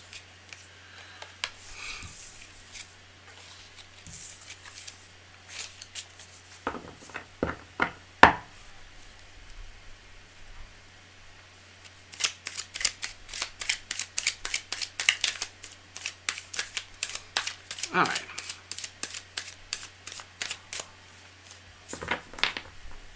Maria is giving you a big hug. Dear Precious, Maria is giving you a big hug.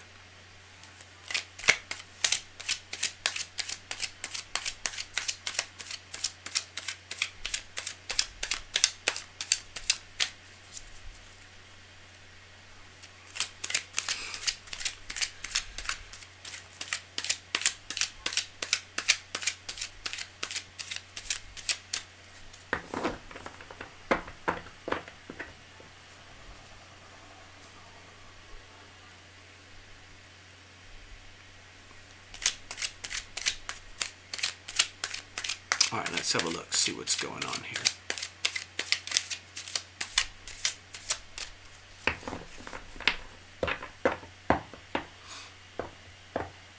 Oh, by the way, Precious, we've been talking about death and crossing over to the other side and the psychic experience phenomenon like that I've had and lots of people have. Okay? It's nothing unusual. There is life beyond death. It's just different, okay? I can remember when my dad passed away. My gosh. He stayed so close to me for probably like 2 or 3 months before he figured out, well, I got stuff to do over here. But for the first 3 weeks, it was hilarious. It was like he was so baffled. He kept coming back and forth to visit me because there was such a lot of activity that went on with his funeral and his passing. And he was always a very, very mellow, super mellow, ultra hyper intelligent guy. Traveled all over the world, loved things about news and the weather. And in a way, a very, very selfless man. A very, very selfless, loving man. And he would visit me every now and again. He kept thinking like, I just don't get it. Why does everybody make such a big deal about when people die? It's just like, it's just so ordinary. Like,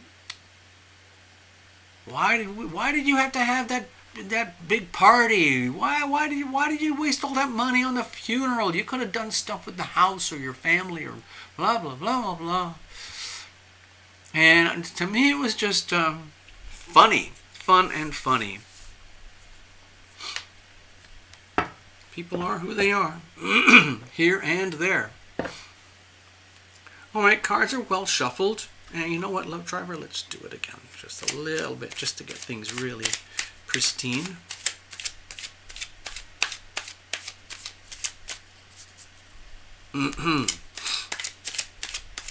Alrighty, let's have a look. What kind of messages do we have for Love Triber tonight?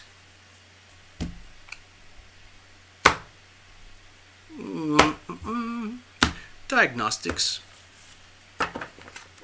Just plugging into the diagnostic tools. Okay, what's this? Here's the situation. Here's the challenges, and here's how we're going to handle it. Let's have a look at external influences. You know the story. I'm often defaulting to the planets. Let's have a look here. 3 of Swords. So, my feeling, dear Love Tribers, don't be scared. This is external. My feeling is that you are witnessing the pain and the grief and the suffering of others and the loss and the things. This is very much to do with Saturn and Pisces and things, and that's outside of you. I'm pretty sure you have a Pisces element somewhere where you might be feeling these things at a deep subconscious level, but what I sense here is that it's very, very obvious now in terms of, like, let's say storytelling, or the way that I like to describe modern Western astrology from my perspective with my own opinions. Again, the theme here of Saturn in Pisces that's just beginning now. Everybody on Earth will feel this, because everybody on Earth right now has Saturn in whatever it is, 2 degrees. Let me just check to get exact. But it started, let's have a look here. Saturn 2 degrees. We're already at 4 degrees. And Saturn went into Pisces, let's see, about 5-6 weeks ago. So Saturn in Pisces has been with us about 6 weeks for the whole world, okay?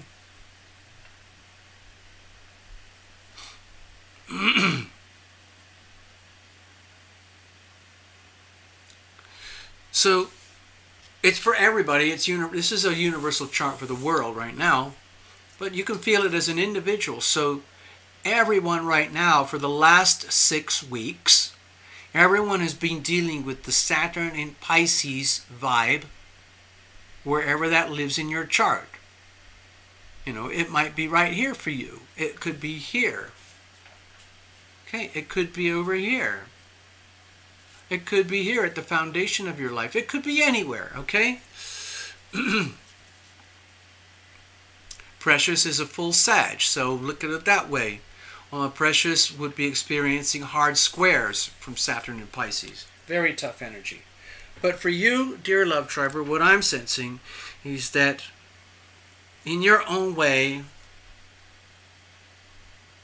as a participant in the human experience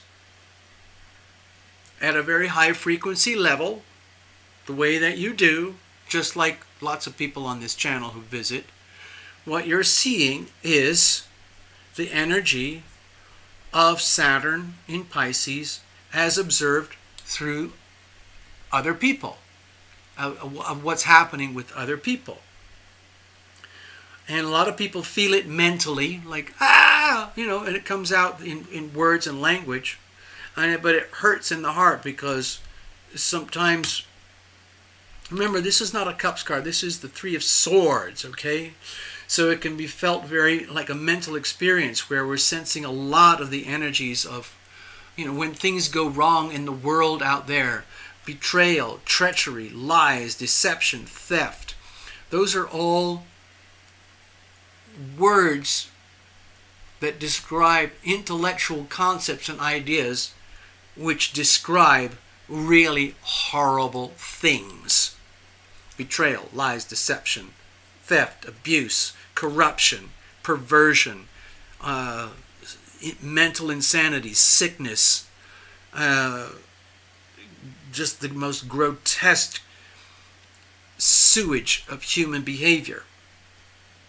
And it's happening real time, and you're witnessing it. This is not you, okay, love tribers, so don't worry, but don't be scared about the Three of Swords there. There is an enormous amount of grief, suffering, tragedy happening in the world as a result of treachery, betrayal, lies, deception, perversion, killing, murder, poisoning, sabotage, all these really super disgusting, ultra lowest frequencies of human behavior. And we're seeing it, okay?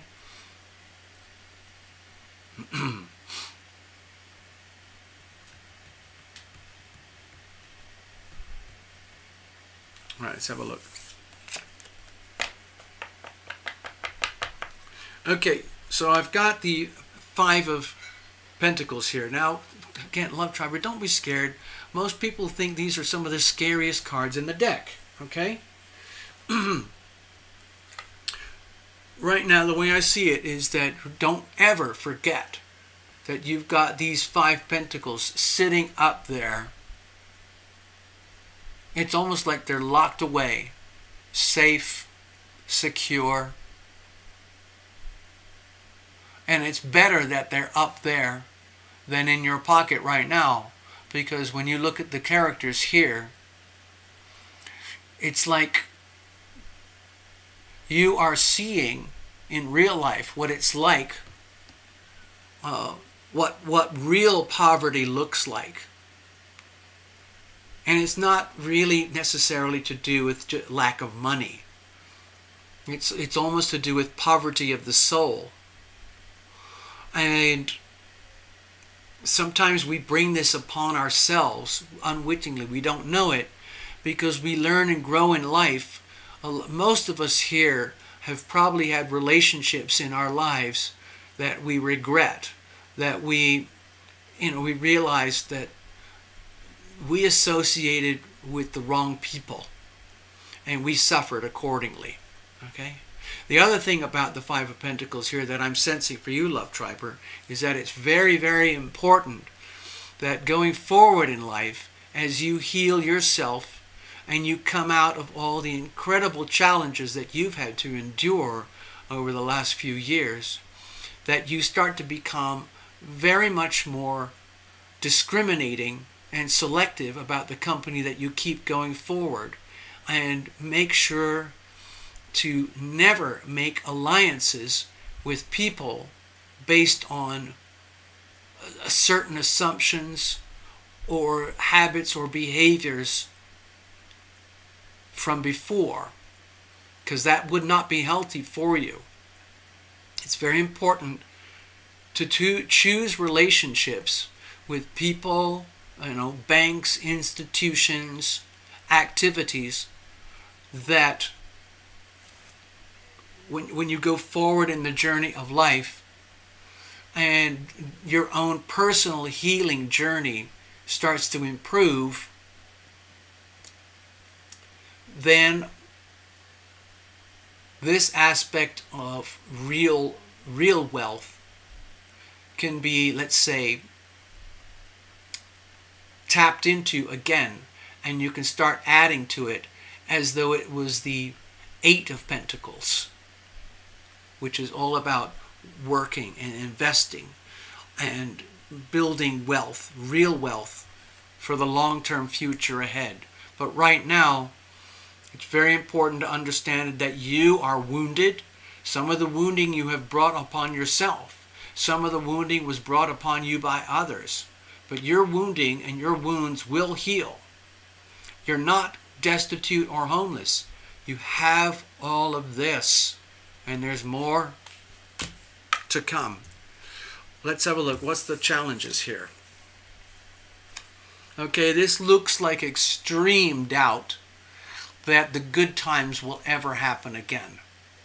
Is there ever going to be a chance where you'll have the ability to like resurrect yourself and literally start a new life, a life of wonder, splendor, money, enthusiasm, joy, success, happiness,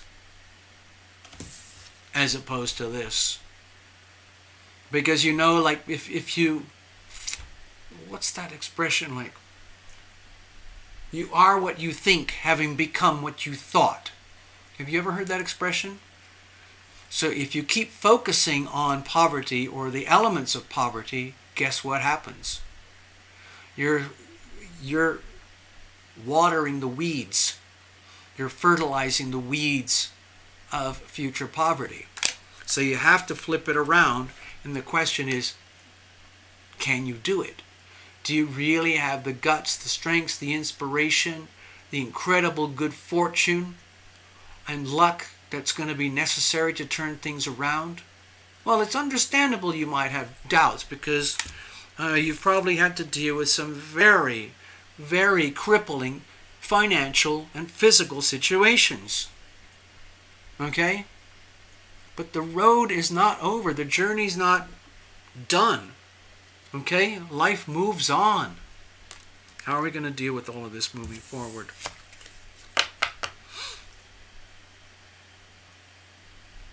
Okay, so with the Four of Swords here, my feeling is to understand you can't, the things that you would love to have fixed right now, in other words, whatever deprivations that you've been suffering for so much, for so long, you're still on that healing journey. You can't just flip a switch and all of a sudden like, wow, 10 of Pentacles, 8 of Pentacles, and I'm perfectly fine. Everything's going to be wonderful again. Even though I don't know if it ever will be. Oh, no, no, no. Meanwhile, in the background, of course, there's all this other pain, tragedy, and suffering of the world. And you're seeing it all. Maybe absorbing some of it into yourself. So that could be a bit overwhelming. If you're a victim of your own fear, if you fully understand what's going on here, you know you will be able to recover and rebuild. But it's almost like for that to happen, you need to do things very slowly and gently. There's no point in trying to force recovery or trying to rekindle life as though you can just pull a switch or put a lighter stick underneath a bunch of kindling wood and then throw a bonfire on top of it and everything will be wonderfully amazing again. No, this is about, the way I see it with the Four of Pentacles, is about being very kind, very gentle with yourself, giving yourself more and more opportunities for good sleep. Okay? Ask for that, Like, dear invisible friends, can you please give me more and more opportunities for good sleep, healing sleep down the road, so I can heal myself, and in so doing I can heal my relationships, and in so doing heal my, you can't really see it here on this one, heal my material worries. Okay, so it feels like it's a prayer here. It's a prayer. Dear invisible friends, dear God, dear Jesus, whoever you believe in, please help me to learn how to rest and take care of myself better. so that I can heal from deep within. This is almost like a meditation card as well. Be very, very, very calm. Take things slow and gently. Okay? Well, looking to the future, okay, this is very much about the future, how we're going to deal with things going forward. It's all about healing, self-healing. Heal thyself. Healer, heal thyself.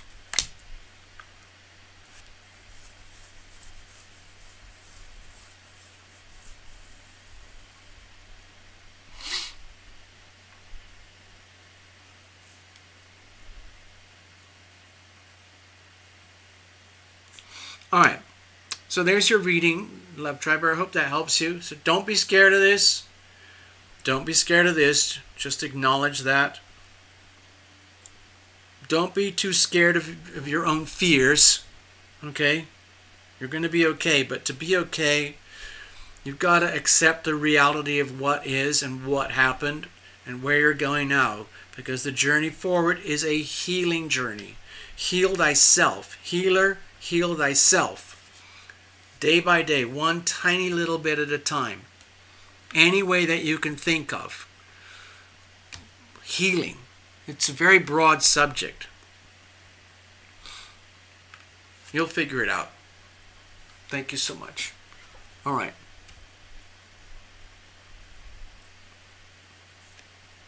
I'm going to put this aside here, and I'm going to hang out with you, everybody. Thank you for your donations. Thank you for your kindness. Thank you for your patience. Thanks for hanging out with me.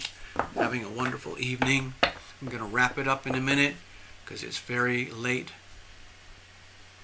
Can I give you one more card? How about that? I'll pull a little oracle card. How about that, just for fun?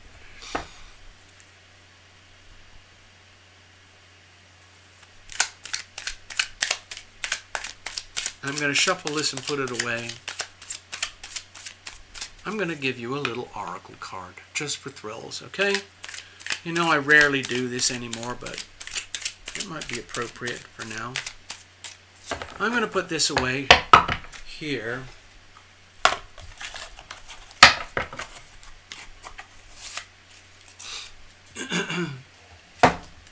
Now, just stay there. I've got a lot of oracle decks. Let me find one. If you've got an oracle deck you would like me to use, then we've got to figure out which deck. So just stay there. I'm going to go over to my little library. I'm going to talk my way through this. The Gaia Oracle, that's very much to do with earthiness, okay? Five of Pentacles.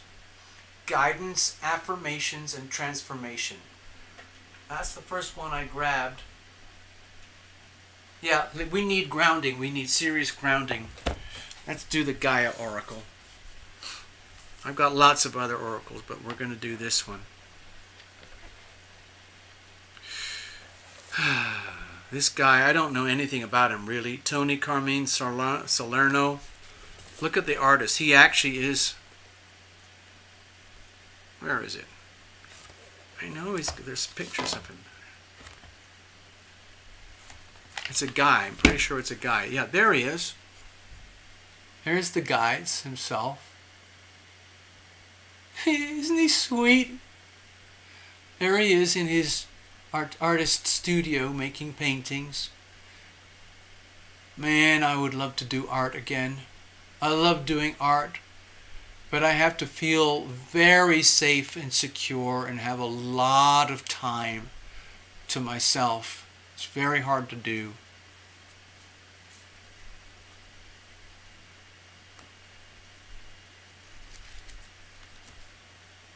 Oh, Path Traveler just put up some very, very good notes.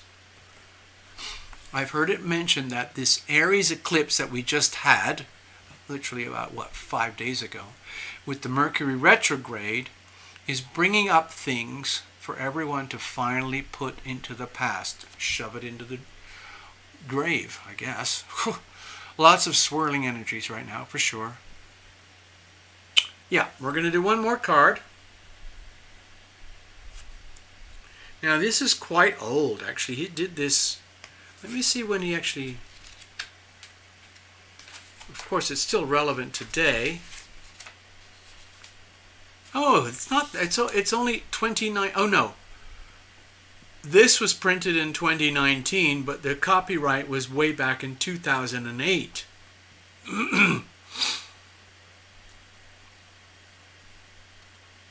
Yeah, 18, 19, 20, 21, 22, 23. So it's like 15 years old. This deck is 15 years old. This particular deck is only a few years old, but the original is 15 years old. So I'm going to shuffle these, okay? And we're going to pull a card.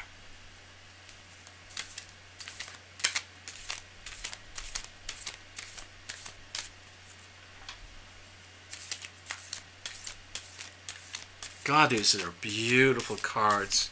They're a little, they're really big, so they're hard for my hands. But gosh, they feel good. Goodness. Oh, wow.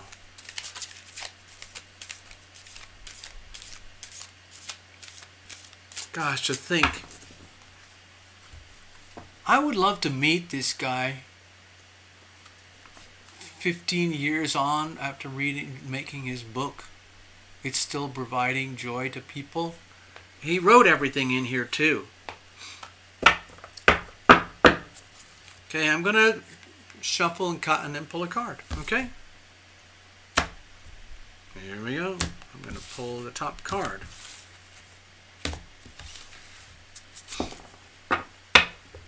Here we go.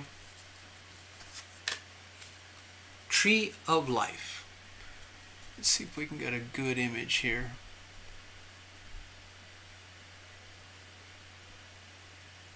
I know the. Let me see what happens when I put it really close. Look at that. Isn't that artwork just beautiful? The colorings and everything.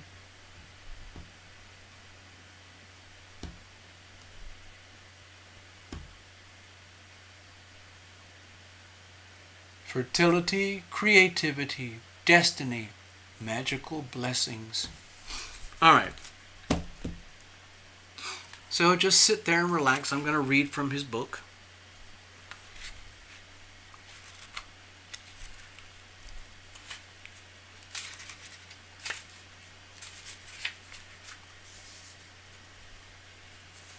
It's actually the very first card in the deck. Number 1. Tree of Life, okay? Here we go. The magical tree depicted in this image is symbolic of your life's journey. Having matured and grown strong enough through the changing seasons and cycles of life, you have now reached a stage of creative abundance. Your roots firmly planted in the fertile soil of your dreams and imagination, you are now ready to fulfill your destiny. A new creative cycle is beginning. It's one infused with your love and all the wisdom that you have gained through your life to date. The main struggle is over. From now on, you will achieve greater results than ever before. And you will do this with grace and poise and ease. All of your past experiences, all the knowledge that you have gained, and all your previous work now all come together to serve a higher, more heartfelt purpose. This is a period in which you truly are the master of your own destiny, a time where anything you would truly love to achieve or create is actually possible. Here is the affirmation. I am the master of my own destiny. All I truly desire, I create. All I create through love. All I create is for the higher good of all. I am truly blessed and grateful for all the abundance in my life. I think that's perfect.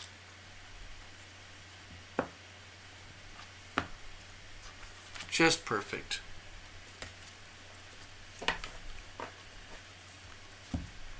All right, I'll put this one over here. Yeah, that was awesome. Thanks, Love Triber. Thank you so much for your kindness and generosity for bringing out the extra card and the extra reading and all that. Let's wrap it up, folks. We've all got lives to live, places to go, things to see, people to meet. There we are. You are the power. Attitude of gratitude. Did anybody see those commercials? They've just been coming out for a while now. There's this actor, Matthew McConaughey. I kind of like the guy. I think he's kind of good. And he's got this whole Texas vibe image going on. And he is promoting a live Zoom event for anybody in the world who wants to join. And to me it feels like very trippy dippy hippie kind of stuff. And he's managed, because he's very rich and famous, he's managed to attract a couple of famous speakers like I think it's Tony Robbins and a couple of others. You know how they like to have these big shows and these big events and rekindle people's lives and claim your future and breathe life back into your world and reclaim what you've lost. All these kind of huge affirming things. Feel-good meetings, you know? Is it tomorrow? Good night. I don't know if I'm going to make it. I thought it might be kind of fun or funny. I haven't signed up, but maybe I will. We'll see what happens. I've got a few readings to do. Anyway, on that note, I'm actually just going to bow out. I'm not going to really do much music or anything. I just want to say good night. Thank you all for hanging out. I hope I've helped in some way. And we'll do this again. Take care, everybody. Remember, be loving, be loved. It starts from here. You've got to receive it. You've got to do it by invitation. Ask for the healing power of love to fill your body, mind, heart, and soul from above. All right? Fill it up. Own it, just like filling your gas tank. Own it. And now you can dispense it. You're a transceiver. You receive and then you transmit. You receive love. You receive the healing power of love. Now you own it. Now you can transmit the healing power of love. That's it. Good night, everybody.